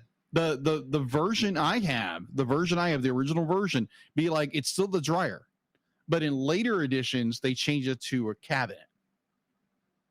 Whichever, I'm not going to fight on this because it's not that important. I agree, but I agree, but it just nuance. Either way. Anyways, we stayed on this topic a little longer than I expected. Of course. Anyway, what are you rating this thing? Oh my gosh! So originally I gave it an 8. I'm gonna give it an 8.5. This is still a brilliant film. I totally agree with the color math is off and the dance floor. I completely agree with you. But I enjoy the story for what it is. I enjoy the characters. I enjoy the moments tremendously. And this is going to be, at some point, I'm going to update this thing to Blu-ray if Warner Bros. Animation wants to up this, to high definition and all that. Especially if it's the uncut version. Yes, agreed. Because we still want that uncut version. Thank you very much. But for us animation nerds would be wonderful. Thank you very much. Right. Yes. So 8.5. What about you? I gave this a 7.5 originally. You did? You know what? I'll give it 8. Bam! It is even on the rewatch, because here's the thing, this is a mystery film. And the real clue as to how good a mystery film is when you watch it the second time. Yeah. And you know how it's going to turn out. Mm-hmm. Can you follow and you still follow and see how you get from point A to point B with the knowledge of where it's going to go? And you can with this. You can see the logic all the way through this and see how the mystery is crafted. And so I appreciate it. It's still got that. I still have some small issues with it, like we mentioned. But it's still a good film, and I still suggest it. 8. Yes, agreed. Giving it an 8. That brings us to the end of this particular review.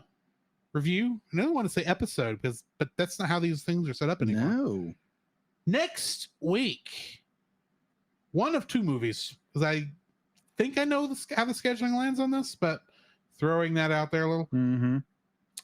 I think we are reviewing Fire and Ice, a 1984 animated film that that's Ralph Bakshi, and I have no idea what it's about.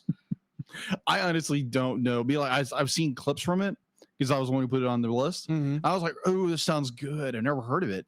So yeah, we're doing Fire and Ice. We'll have a guest on that episode. I think it's Captain, I believe. It's Francisco. Okay, Roy. He said it, not me. You're welcome, Roy. So join us next week for that. After that, in case we have to change the schedule around at the last minute, because that happens. After that, we're reviewing Megamind. That's another film be like, I have not watched. It's an interesting one. So join us in the next couple weeks for that. Also, our live action, our Cellcast Plus reaction to a certain special will be coming out within the next couple days. Maybe. So keep an eye out for that. Yeah. Moving on from there, we're going to play our intermission bumpers. And when we come back, we're going to be talking what we've been watching, some news, and then some X-Men. Yes. This podcast is a proud member of Culture Box. Whether you enjoy geeky reviews, comedy, or original fiction, you can open up the Culture Box and find something excellent for your soul. Point your web browser to culturebox.media. This week, we suggest checking out Geek Devotions. Geek Devotions is a collaboration of devoted geeks that are devoted to letting people know that they are loved. They are not just a podcast. They are an entire network of shows, podcasts, and YouTube videos that are designed to encourage and challenge people in the geek community, bridging the gap between their faith and their geekdoms.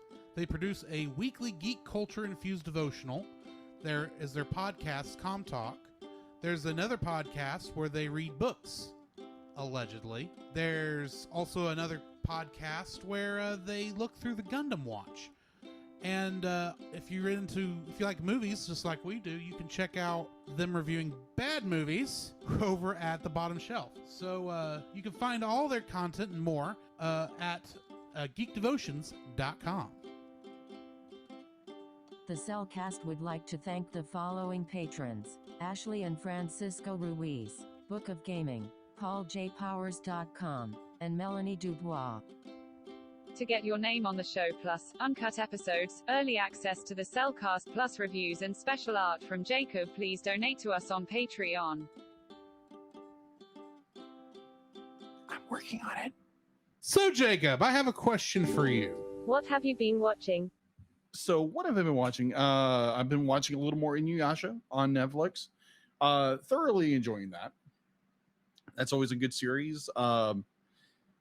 So another series, I heard this episode was coming, and I did not care that it was in the middle of the season of the last season of one season. I'm referring to The Flash on CW, episode 9, season 9. It's my party, and I'll die if I want to. So there again, I have not watched Flash since season 3. And everyone's like, what in the... But they're killing Barry Allen? No. Wally West? No. Oliver Queen? Too soon, man. Too soon. Superman? No. Who did they kill? Well, I'll get to it in a moment. Gorilla Grodd. No, they actually killed Barry off. I said that first. I know, but like, bring him back, and someone else comes. Barry's dead. Well, they'll have a flashpoint at some point. Yeah, again, they've already had a flashpoint. A second flashpoint, a third point. But so the whole reason Flashes die as much as Marvel characters do. That is true. That is so true. So the whole reason I watched this episode because I knew it was coming. And there again, I am a huge Arrow fan. I love the series Arrow from the CW, which spawned the entire Arrowverse from the CW. And knowing they were bringing back Oliver Queen, aka the Green Arrow, the Hood, and now the Spectre. So I kept thinking, it was like, be like, okay, it aired the night before. Is it on the CW app? And of course it's on the CW app. So I'm watching season 9, episode 9 of a series I have not seen episodes since season 3. Now, granted, I've seen the crossovers where all the characters, interact with some kind of crisis. Well, this one is kind of a mini crisis where a certain character, I don't remember who this cat is. Apparently he can, throw his molecules around or his atoms around and zombify people and make them immortal or something like that. And so Molecule Man? Not Molecule Man. Because that's a character. That's a character. I agree. So apparently he wants to cure humanity from death. And so he's going around and zombifying people. Yeah, and making them, zombies. So because that's curing death. Yeah, that's curing death. And so there again, it's a CW show, so the writing's weird in a lot of ways. So apparently Wally West comes back because apparently he's dealing with his past and his demons like they normally do, and he's found enlightenment and the whole bit, which you really can't get past those things unless you have faith in Jesus Christ. Let's just say, be honest here, right? Because enlightenment in Buddhism, let's be honest, you can't find your true sinner, because your true sinner is core, it's sinful core. So why would you want to go there? So that is my little Christian plug here on that. But that's run through the entire episode. So our main bad guy gets a hold of Wally, and he gets Wally to believe this. And apparently Wally has the ability to astral project his mind into what he thinks is just some another version of himself. He's actually projecting himself into the multiverse and to other Earths. So Wally unintentional, like in his zombified form or his blood form, kills Barry. There again, brand new episode. Sorry if I'm spoiling for anything for who has not watched the episode yet. And so he pops up somewhere. Be like he's on the floor. He's on the ground. This forest, and you're starting to hear recognizable music tones from an older show, and it's just like, and then it's like, get up, get up. Like he gets up, and there's Oliver. There's Oliver Queen. And Oliver died 3 years ago during Crisis on Infinite Earths as a Spectre. Well, Christian, he died twice on that, but that's nuance. But it was for me as a fan of Arrow. I had to watch it because there again, they brought back Oliver Queen, Arrow, the Spectre.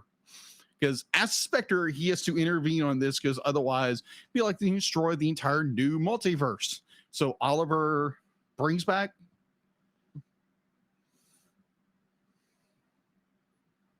Barry into the real world. He brings himself into the real world, and they have to fight this villain along with Diggle. They bring back Diggle. Yay! So you get a little. I have no idea what he's talking about. Exactly. You should watch Arrow. It was good. Too much to watch. Too much to watch. I understand. In order to get into that, I would have to watch 2 seasons of Arrow before I start Flash, and then watch both those shows at the same time for a couple seasons. Then put in Supergirl. Then there's what is the name of that show? The one Legends of Tomorrow. It's the multiverse show. I can't think of the name of it. Yeah. Then you get that, and then all that's going to cross over at some point. And then you got Lois and Clark's new Superman show, and then it's like I got enough to keep up with as it is. Yeah, Batgirl, Black Lightning, and the less said about Supergirl, the better. Just said I liked that show when I first saw it. Yeah, then they had to do stuff that made me mad.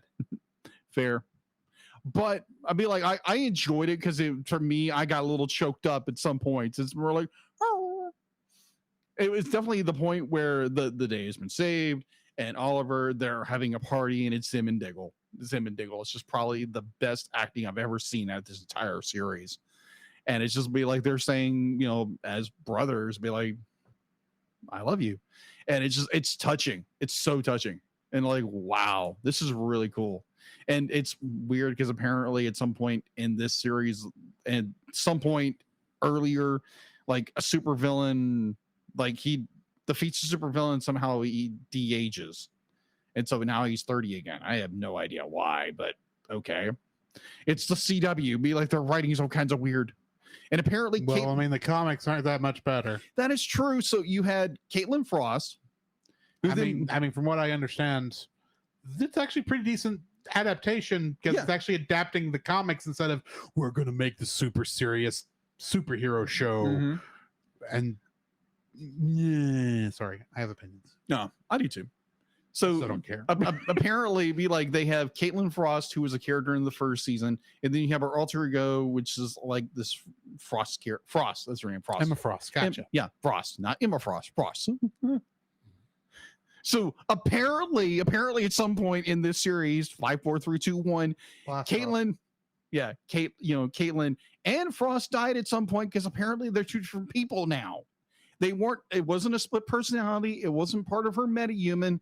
Be like, apparently they were just split people. They were 2 different people at one point, and then apparently there's another version of Caitlin, but it's not Caitlin. She has different powers. Multiverse. Moving on. Yeah, exactly. What the heck is going on? Crisis on Infinite Earth screwed everything up. Moving on. Exactly. Just like the comics. Don't forget, there's 5 versions of Supergirl running around in the comics? That's true. One of them with a window on her chest because she doesn't want to make a logo because she doesn't feel like she's earned the Superman logo yet again. Symbol. It's like, no, that's not why they're not drawing. That is not why the artists are not drawing the Superman symbol right there. Right. Anyways, They're not drawing it because 90s sexiness. 90s stuff. Yeah. Sorry. But yeah, I'm watching that. It's like, wow, this is interesting. This cast got really huge, really fast. And I'm like, who are these characters? I don't care. Well, I mean, when you hadn't watched the show in how many years? Since season 3. And they're on what? Season 9. You missed a little bit. A little. Just a touch. A little. Just a touch. But in all fairness, I wanted to watch this episode because they bring back Green Arrow or Stephen Amell as Green Arrow. And I was like, okay, I gotta watch this. And I might try to catch up with Flash, even though what I've heard is really, really bad.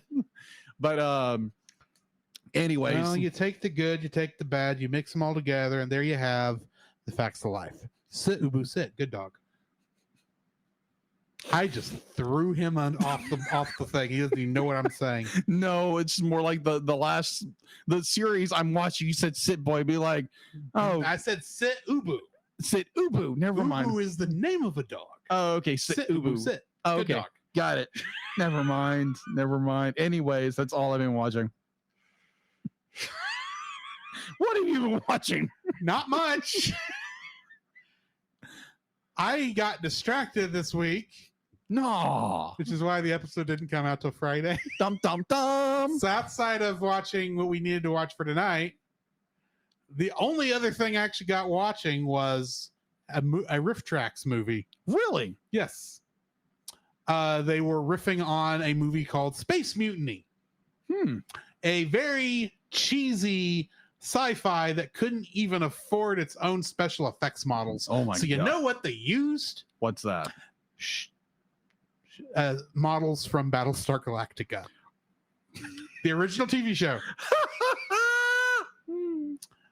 And it's like painfully obvious what it is. But they filmed like, okay, you know 2009 Star Trek? Yes. Where they filmed like all the bridge and all the stuff where like a lot of all the clean areas basically on actual sets in a studio. And then when they had to go to engineering, they filmed it in the Budweiser brewery. Yeah. J.J. Abrams stole that idea from this movie because all the scenes that were on the bridge, the clean areas, the stuff that's when it looks, you think should look spacey, they filmed on very cheap sets. Okay. But it was stage sets like you would expect. And they filmed all of the engineering stuff and all the below deck stuff in an Iron Forge factory. An Iron Forge factory. There's one scene where because the whole thing is taking place on a spaceship, right? Okay, fair. There's one scene where you see our hero, played by Reb Brown, i.e. the first live action Captain America. Oh gosh. From the Roger Corman movie. That guy. Oh, okay. You don't know who I'm talking about, do you? I know of the movie. Cheesy one. Oh yeah, I know. I've seen him. But this is we see our hero running down a brick-lined alleyway in a spaceship. Who builds their spaceships out of bricks? Is it a holodeck? No, it's not. This is somewhere in the superstructure of the ship. It's bricks on it. It's a brick hallway. Obviously, they're right next. They had to film this right next to the forge. I'm guessing the big forge. And it's like, those are bricks. That's heavy for a spaceship. You don't expect to see that in a spaceship. Granted, I didn't expect to see corrugated metal on the Enterprise, but that's neither here nor there. Right. But the whole thing ends like, so on the ship they have, okay, you know how you look at like say a Star Destroyer, and you wonder how people can get from one end of that ship to the other in a timely manner because of how big it is, right? This movie tries to answer that, because in this movie their ship is so big that their security officers drive what are basically golf carts, but not golf carts. Okay. They're kind of little metal. Okay. They're golf carts with metal crap glued to them to make them look cheesy sci-fi. is what it is. And it ends with a race between these two guys because one guy's trying to stop the other guy from getting away and crashes into him while somehow jumping out of the thing so he doesn't explode himself. And you have to wonder, why are they carrying this much diesel on this ship? Because there's no way that those two electric or semi-space electric golf carts produce that big an explosion without some other kind of flammable gas. Because there's just some ways things just don't happen. Oh my gosh. And bear in mind, this is cheesy 70s sci-fi. They're the female love interest hero, duologist, duotagonist. Yeah. Tutagonist? Duo protagonist. Duo protagonist. You know what? That's not the word, but that's no, close. it's not close. Dude, I think it's duotagonist, but in my mind, it's like that sounds like it's two antagonists, but that's not the case. Anyway, she's wearing a leotard throughout the whole thing. I mean, of course. I mean, yoga leotard with little arm with shoulder guards, cloth shoulder pad thingies coming off of it. Of course. Running, and there's one point where she's trying to get away from the villain, and she decides to turn on her womanly charms. Bear in mind, this woman looks like a soccer mom. She's supposed to be 18, 19, but she looks like she's 45. Okay. Trying to be sexy. Oh, and failing miserably. And at one point, she's trying to seduce her attacker to let her free, and she finally, kicks him out of the way, and she hears somebody coming, and she grabs the gun to protect herself. Of course, this is our hero, Red Brown, coming in to save her, and she's got her little zipper vest thing kind of pulled halfway down because she was seducing the guy. Of course, she sees who it is, lowers her gun, zips herself back up, and says, "What took you so long?" It's like, oh my word. I agree, Neko. It's like, oh god, and stupid, and I love it. Oh my gosh! Stupid. What was the name of this movie? Space Mutiny. Space Mutiny. You're welcome. While the Riff Tracks version covers up the nudity, there is nudity in this film. It's 70s. Just go watch the Riff Tracks version. It's free on Freevee right now. If you got access to Freevee. Which I don't know how you wouldn't. Anyway, it's Freevee. That's the only thing I've watched this week. And it was bad beyond belief. Oh, there was a short they riffed on right before that. That was pretty bad too, called The Magic Shop, based on the H.G. Wells short story. But so that was creepy beyond belief too. So I want to tell a bit of a story before we get into. You can't tell I do like bad movies. Apparently. So especially when you can make fun of them. So if you watched or listened to our last episode on Luca. Thank you. We reviewed Luca. So Drew had just finished Picard season 3 last week. And I was going, this was so good. So the fact to be like, he was so excited about this at the end of, I forced you to watch scenes. Oh my gosh, that was to me. Because here's the thing, I have been saying for weeks on different things. Oh, I've got to show you this once we get finished tonight. Yeah, and we always forget to do it. Exactly. And this one time, it's like, look, can you go and show it to us? Oh, you really want to see it? Okay, let me boot up everything. Grab me the controller. Let's find last episode. Here's the shot. Here's the big money shot that made me cry earlier this week.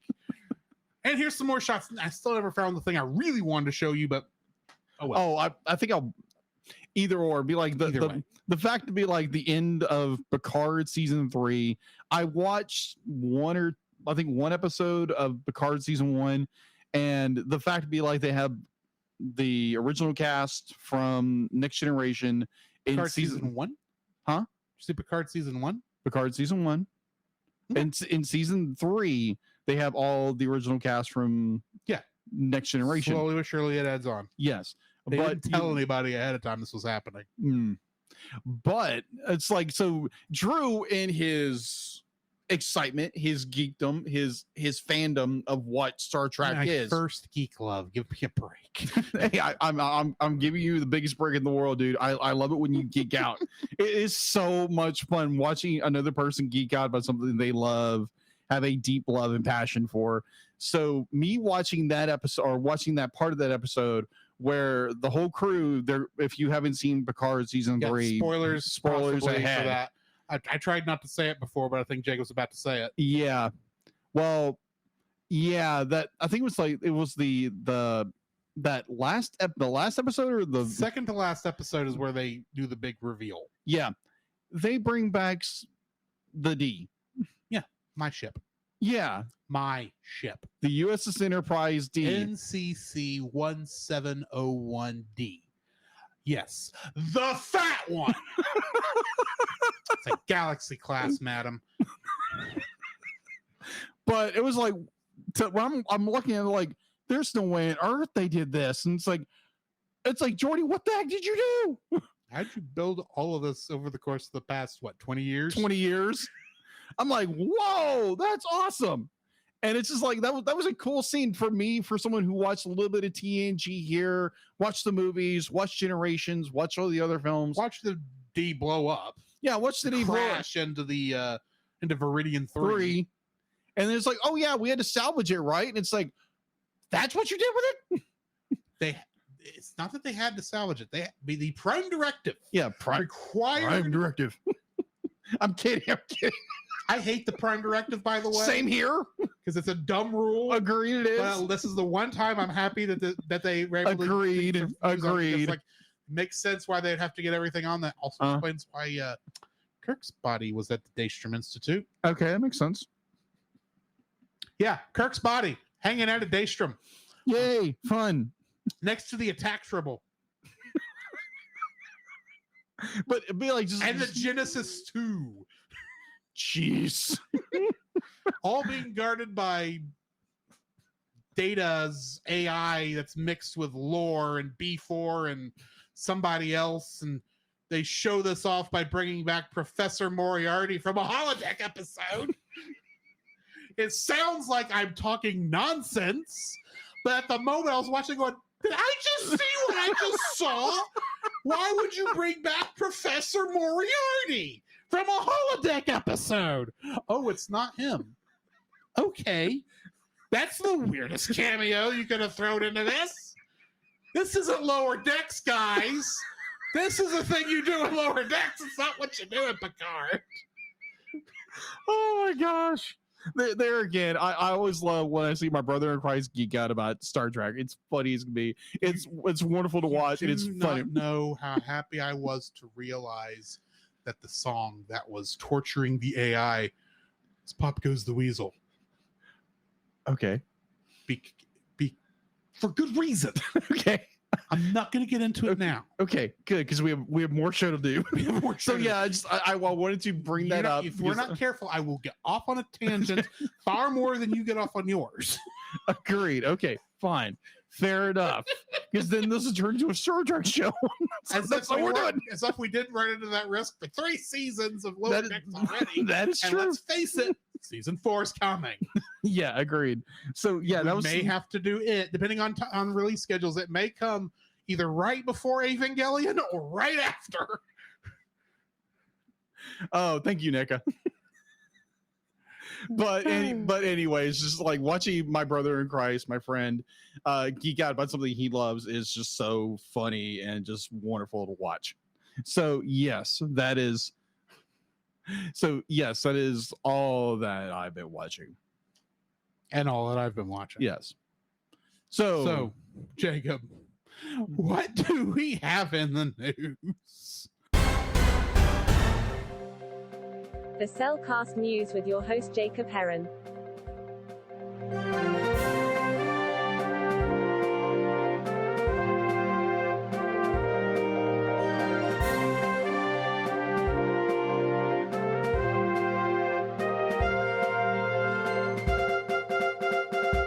Why, thank you, Dealit. And yeah, the news. There's a lot of news coming out. A lot of animation news come out this week and last week, and whole bunch of other stuff. So let's get into it, shall we? Yeah. So they're doing another animated Transformers movie. I'm not talking, of course. Yeah, not Transformers: Rise of the Beast, which sound great. Now, granted, for my little geeky nostalgia, if Megatron shows up either in a dragon form or a T-Rex form, he better say yes at some point or hold a rubber ducky or something like that. I'm just saying. If I'm remembering correctly, yes, he is in Beast Wars. Megatron was not. He's not the original. Voiced by Frank Welker because he's not the other. He's not the original Megatron. Yeah. Any more than Optimus Primal is Optimus Prime. Yes. Would I still be wrong on wanting Frank Welker to play him as a dragon? I want Frank Welker as a dragon, please. So anyway, and I still want some fire ant to say, "Yes, my queen," to him. Yes. So speaking of Transformers, Hasbro's beloved Robots in the Sky is returning to a fully animated big screen adventure next year in Transformers 1. From the toy brand entertainment division E1 and Paramount Animation, the voice cast and plot hints has been revealed, which is slated to be released on July 19, 2024, 38 years after their 2D feature The Transformers, the movie, hit theaters. From Cinecon, that's actually a thing, Cinecon, a couple of days ago, they announced, let me see where I'm at, announced that the film will be an origin story set on Transformers' secret home world of Cybertron before they come to Earth, centering on Optimus Prime, voiced by, who do you think they're having voice Optimus Prime in this movie? Peter Cullen. Wrong. Frank Welker. Wrong. Matthew Lillard. Think a Marvel actor. Mark Hamill. That would be funny, but no. Especially if he uses Joker voice. He has a tendency of wielding a hammer. Wielding a hammer. I know. I'm trying to actually. I was going to say whoever Padme Amidala's actress is, but I can't think of her name right now. Oh my gosh, no. She was Thor in a recent movie. Chris Hemsworth. is voicing. Why did you say Jim Kirk's dad? I should have led with that, but who knows? You're more than welcome, people. That actually would have confused me more. But yes, agreed. Is being voiced by Chris Hemsworth, and Megatron is being voiced by Brian Tyree Henry. I have no idea who that is, but I'll probably learn in a day or two who that is. But so I'll be like, go with that as they come to age and turn from brothers in arms to sworn enemies. So next bit of news. Disney. Disney is preparing a big finale for its 100th year anniversary, which will reach a high note with a holiday release of an epic musical fantasy, a century in the making. Wish is the name of the film. Walt Disney Animated Studios today, at some point the past few days. Weird that Disney is making a film based off the cheap Amazon service. I'm sorry. That's a good joke. That's a good one. I mean, considering some of Disney's recent output. Yeah. Strange Worlds. Yeah. I haven't seen it yet, so I can't judge it yet. So it's yeah. Anyways. Lightyear. Yeah. Anyways, we're gonna talk about films. You're getting me distracted like usual. Phase 4 of the MCU. Shut up. Shut up. And Christian Love, shut up. All right, so Rise of Skywalker.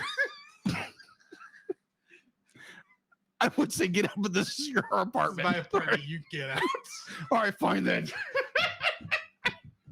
This is a goofy episode, dude. No, you think?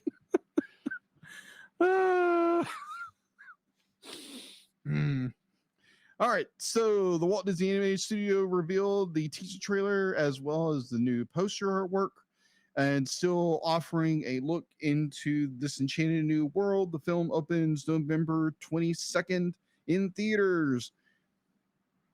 If you want to figure out the synopsis of this film, you can go look it up, go watch the trailer. It's really interesting. It includes a talking goat, and it's interesting. Let's say that it's funny. Like the goat is just, if you haven't seen the trailer, be like the goat's lapping up the falling pixie dust from the star. I don't know what it's called. I think pixie dust, but magic powder. Magic powder, and the goat is licking it up, and then all of a sudden it starts talking. It's like, okay, this is funny. I'm gonna go watch this either way because you get one, animation nerd, two, you gotta watch it for the podcast. So let's see. They also revealed that, I think you hit it on the head earlier about a certain actor who played Kirk's dad, or he played Kirk. Chris Pine. There we go. Good job. William Shatner. He's still acting sometimes. Yeah. As much as William Shatner acts. That is true. Maybe in his own head. But yes. I folks, I understand that William Shatner is not that good an actor. I agree. And I may be a Trekkie, but I'm a real Trekkie. I understand the limits of the cast. And he's like 90, 95. But he's also the only one of the cast who's been to space. That is true. Except for the actual astronaut they had on the show in TNG. True. Anyways, so Chris Pine is he is officially obviously he's obviously from Star Trek and all the other good movie he's from. Recently with Dungeons and Dragons, Honor Among Thieves. Well, I know you've watched it. I haven't. Good film. So apparently Chris Pine always ask all 5 questions. That's all I'm gonna say. Okay. Keep an eye out for the fat dragon. The fat dragon. It's hilarious. That's all I'm gonna say. Okay, gotcha. So go watch that movie. Are you sure he didn't eat the realm? So apparently Chris Pine is playing the villain in this, the alleged villain in this movie. I'm probably gonna butcher his name. He plays King Magnifico. Yeah, Magnifico in the all new, like I said before, all new musical comedy Wish, which opening on U.S. theaters on November 22nd. Hopefully he does better than their last go around. Let's just say that. There again, I have not seen Strange World.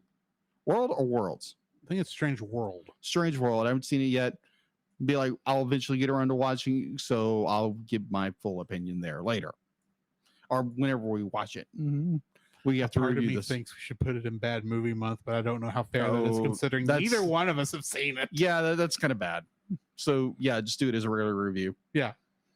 So, anyways, so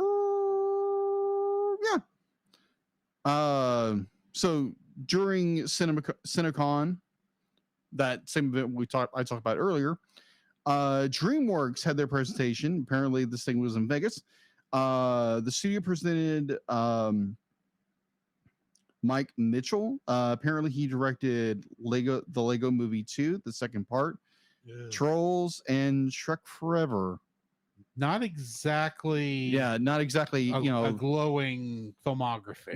Not exactly hitting 90 either. So apparently, he will be directing Kung Fu Panda 4. Yes, I've seen 1 and 2. I haven't seen 3. It needed to end with 3. Jack Black can only save so much. The movie is slated to be released on March 8th, 2024. Mitchell also served as exclusive producer on Kung Fu Panda 3 and was a story consultant for the first installment. All right, so Nintendo Illumination is making bank right now with Super Mario Bros. It is just doing incredible. It's right now it has beat Disney's The Incredibles from 2018, and it's opening. It's killing it. It's killing it right now. Let's just say that. I don't know the numbers right now because I put these notes together yesterday. So and today is when it opened in Japan and Korea. Oh, crow. So yeah. So, yeah. This movie's making bank. Make a sequel, please. Make a sequel. So speaking of other Nintendo films. Please. Yes. So speaking of another film we have done a reaction to, is that one out yet? Which one? Suzume. No. Okay. It's not out on. It's out of theaters. I know that, but I mean, it's not on video yet. No. Be like our reaction to it. Yes, the reaction is out. Okay, good. So if you go into the feed or wherever you listen to our podcast, go listen to our reaction to Suzume. Thank you again, Ashley Cryer, for coming out and hanging out with us. Thank you very much. Love you. Crunchyroll has also had a good weekend with Suzume, posting $1.6 million, being its second week in a row. It has earned over 8.4 million. The acclaimed movie was released in theaters in Japanese theaters last November, making it over 104.6 million in its home country. And yeah, this movie's done very well. So if you didn't have a chance to go see Suzume, I'm not sure when it's going to come out on home market. We don't know yet. We don't know yet, but yeah, that was a good movie. That was very the good. reason we went to the theaters because we didn't know when the home video version was coming. Yes, very good movie. Go watch it. Go check out the reaction we did. Fun movie. So yeah, that is. Did you catch that? This week, it's ending its theatrical run in Japan after 6 months. 6 months in Japan. Wow! Just putting that out there. Okay. So another bit of news that I just saw as we were going live. Warner Brothers announced voice cast for Justice League War World. That's a hard one to say. War World. Yeah, War World. What is it good for? Absolutely nothing. All right, so the next DWB, no, this is not WB. Warner Brothers, the DC animated movies has been revealed. I mean, it is Warner Brothers. It is Warner Brothers, but it's DC. The Hollywood Reporter has announced that Justice League War World will be released later this year in 2023, and the cast will be helmed by returning performance of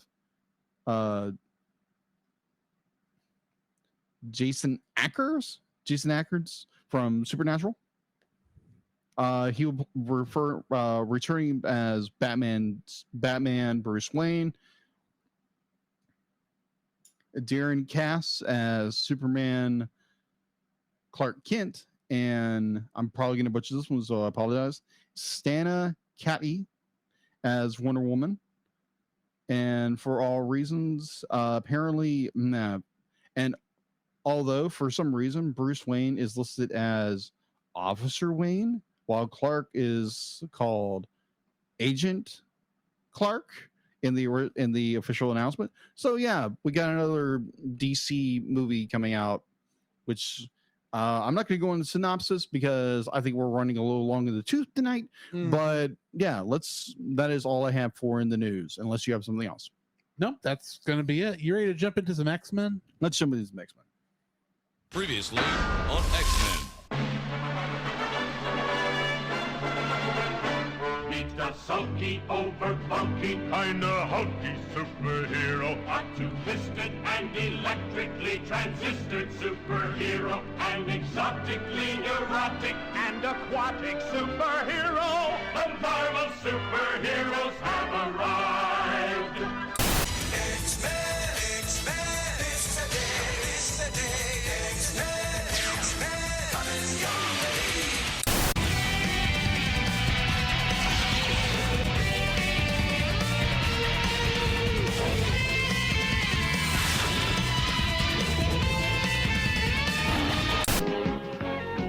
Spider-Man and his amazing friends, Iceman and Firestar.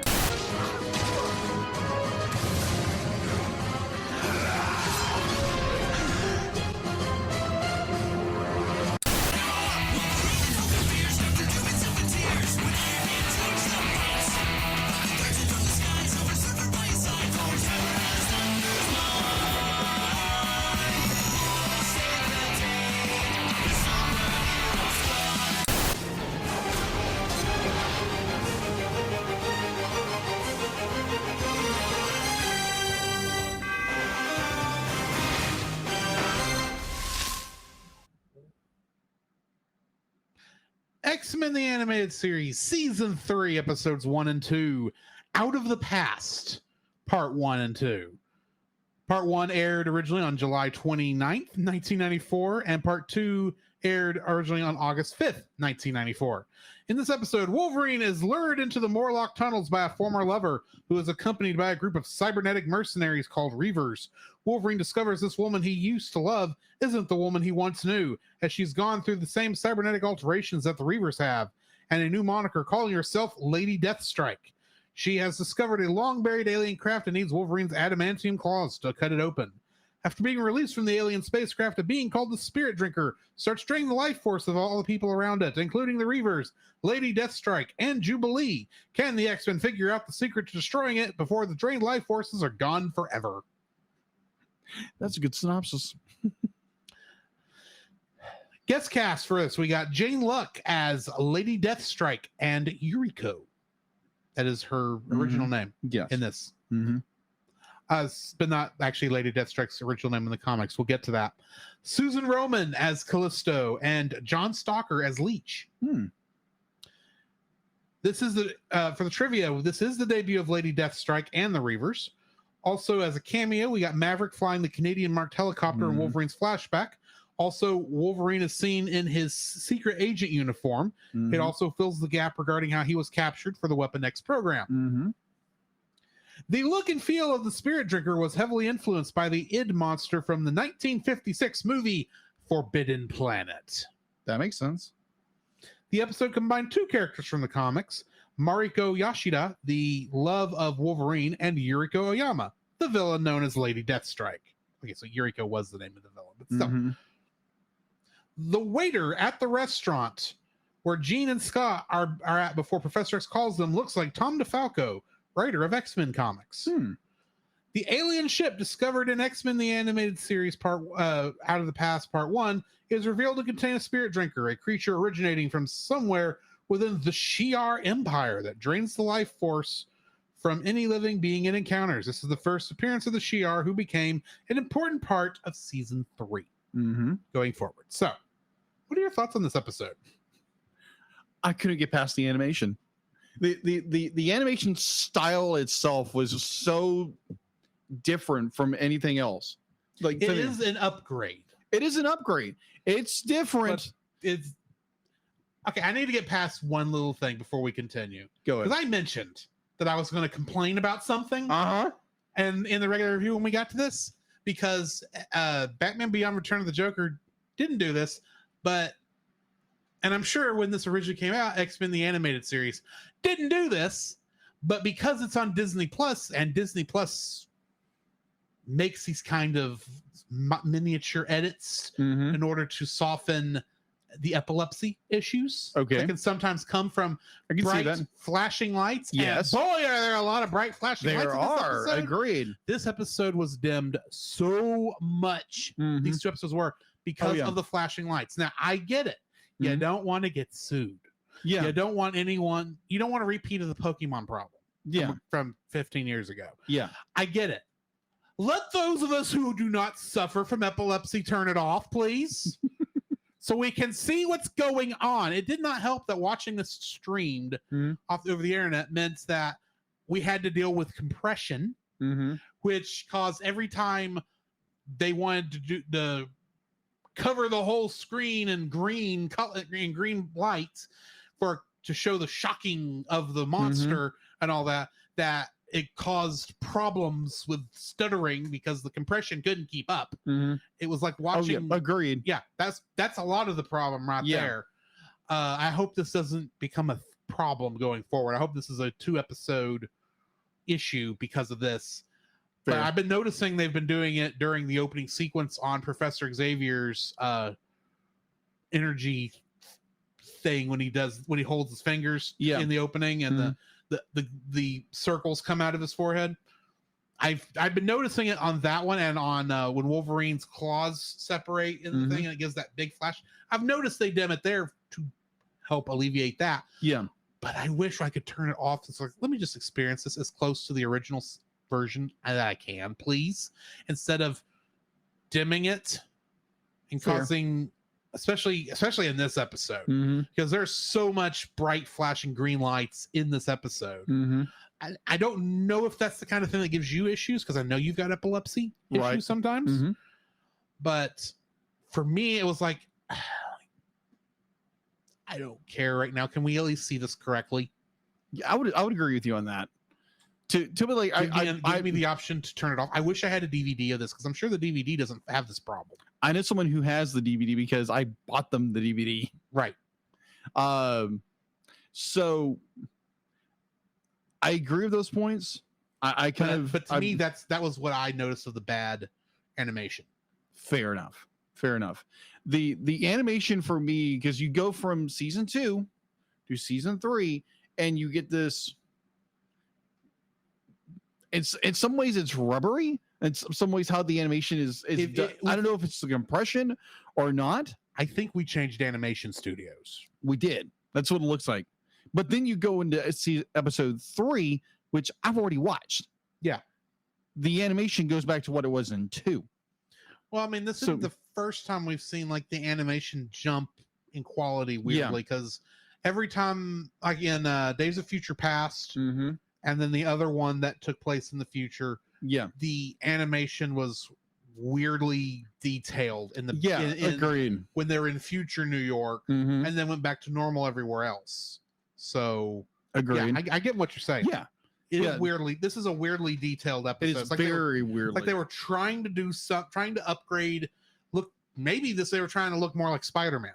Because Spider-Man would have been coming out starting around this time. I would agree with you there. So, like, the animation threw me off like no one's business. It had this kind of like how the characters would run. It had this more like a rubbery kind of feel, like they were using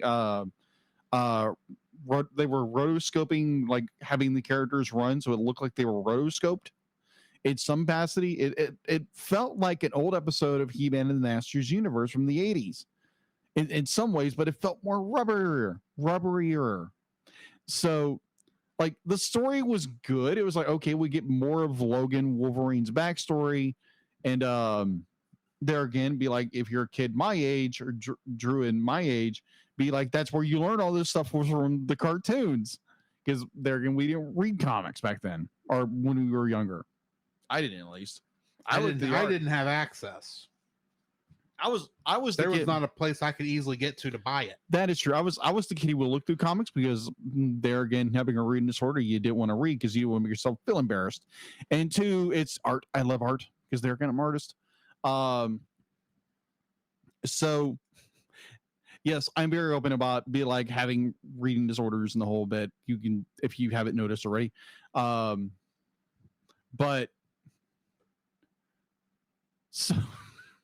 so like the story is interesting. You get the introduction of Lady Deathstrike and her goon of the Reavers. I'm gonna call them Marauders. Reavers. Be like, is this Firefly for some reason? Wrong Reavers. Yeah, wrong Reavers apparently. But it's a good story. The animation threw me for the biggest loop. I was like, what is going on here? They're again understanding they were going for a different approach, maybe a different animation studio.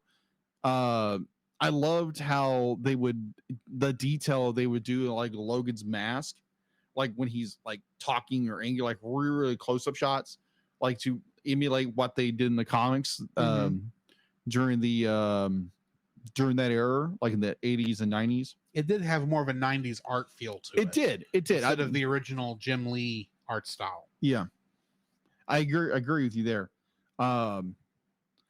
Like the story was good. It was like the climax of like how do we defeat this energy sucker? What is it?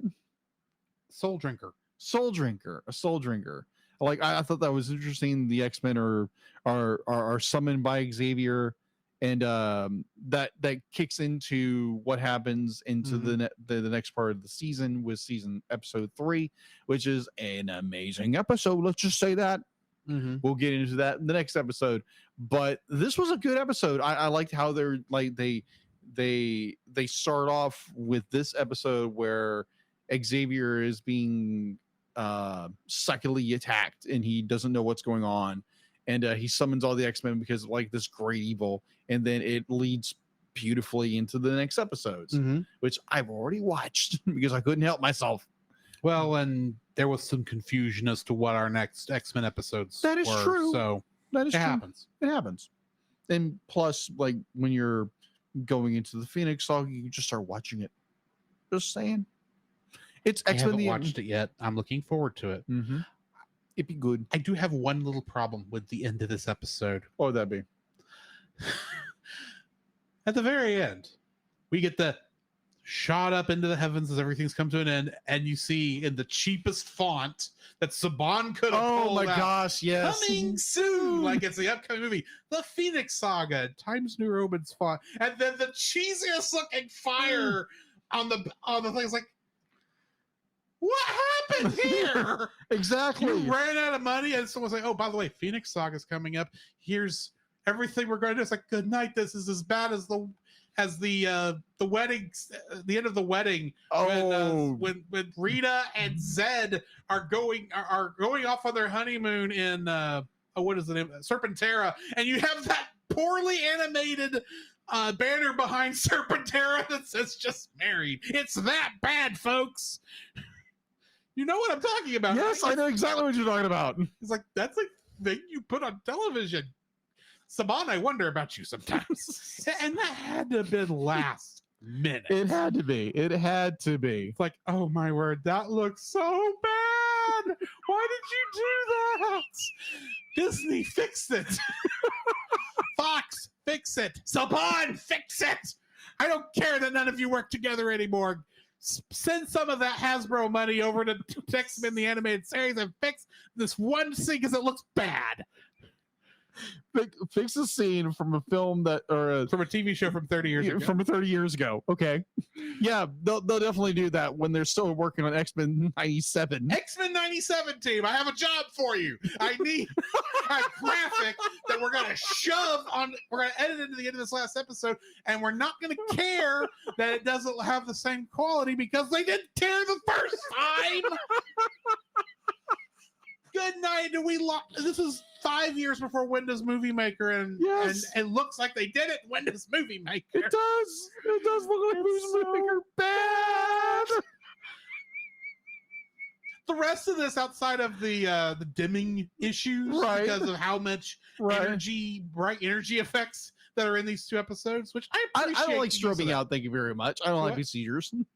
So I understand that. I appreciate what they did for that, but at the same time, it was like, what in the world? Like, y'all could have. There had to have been a better way for y'all to do this instead of just making Come on, Disney. Making it so dim that Cyclops' costume looks black. It does. Well, that could have been just the animation itself. That could have been, but that's how the animation is in these two episodes. Yeah, that could have been the episode. Also, can we talk about Creeper Beast? Beast is at the art museum. Oh, and he's just hanging out with this woman. And I'm sitting there going, "Are y'all on a date? Is this? Do you actually know this person, Beast, or did you just start talking to some random woman who was looking at a painting?" Beast. Yeah, I need to know this because he says something I agree with, and saying, I don't remember whose art it was. Says I can never tell the difference between his art and his drop cloth. I was like, good night. After that trip to that art museum in Dallas, I could say the same thing about a couple of people. Not saying who. Gotcha. But let's just say one of them we couldn't take pictures of. Oh my gosh. But we had that discussion. We did. We did. But he says he liked Picasso. I was like, okay, I'm not a big fan of Picasso, but I get that. But Beast, who is this woman you're talking to? Why does she look like Dick Grayson's aunt from Batman the TV series from the 60s? Can't think of her name. That's a good question. I have no idea. But you know who I mean? Yeah, because she was in the 2 Batman animated things we saw. I put on the list. We reviewed. The Adam West. I can't think of her name, and I'm trying to look it up really quick. But that's what she looked like. She looked like that character. Fair. She looks like Aunt Harriet from Batman, the Adam West show. Okay. Why is Beast talking to Aunt Harriet?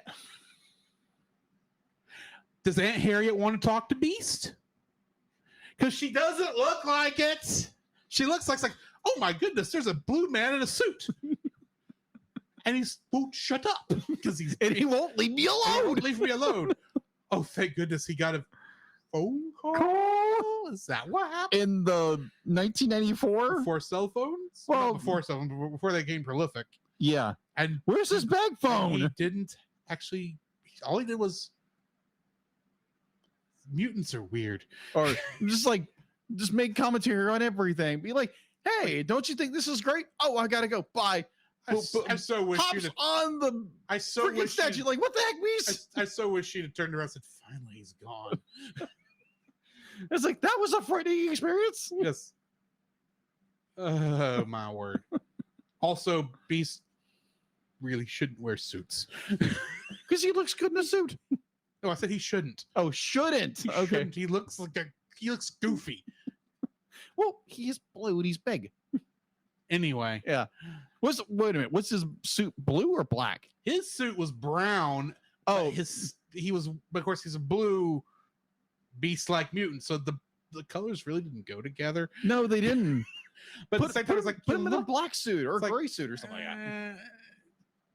He looks weird, especially since he goes and jumps off. And I'm going, what suit bends in the way that Beast moves, where he could do that and it not tear all to pieces? Well, he is a doctor, so he probably afford a suit like that.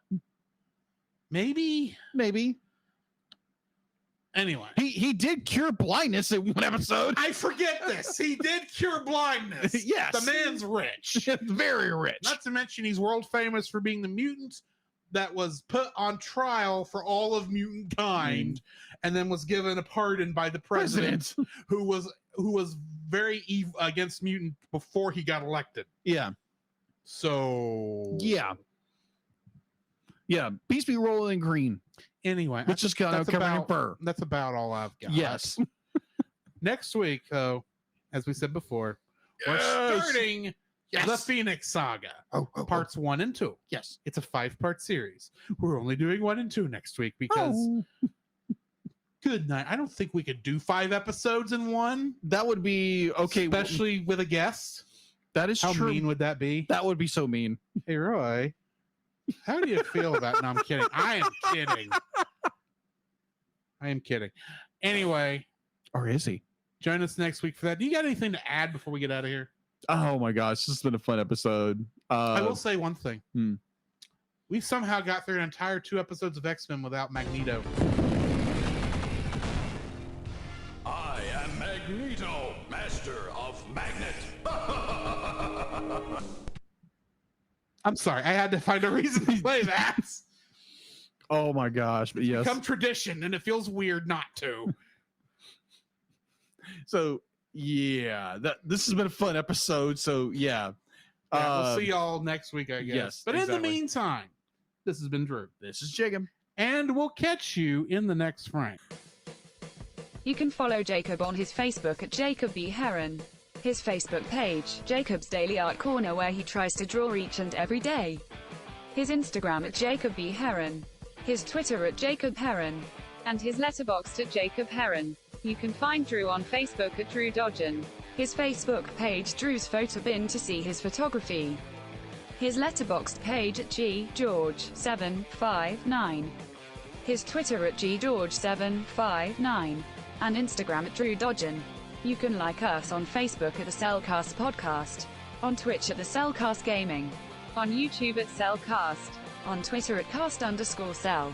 The Cellcast can be found at Apple Podcasts, Google Play Podcasts, Stitcher, Spotify, or anywhere else fine podcasts are downloaded from. Please rate and review us where you found us, and also on Podchaser. Email us at thecellcastpodcast@gmail.com. The Cellcast is a proud member of both the Pop Americana and Culture Box media networks. For more information, please see the link in the description. Our theme song is Drop and Roll by Silent Partner. And remember, that's Cell with a single L.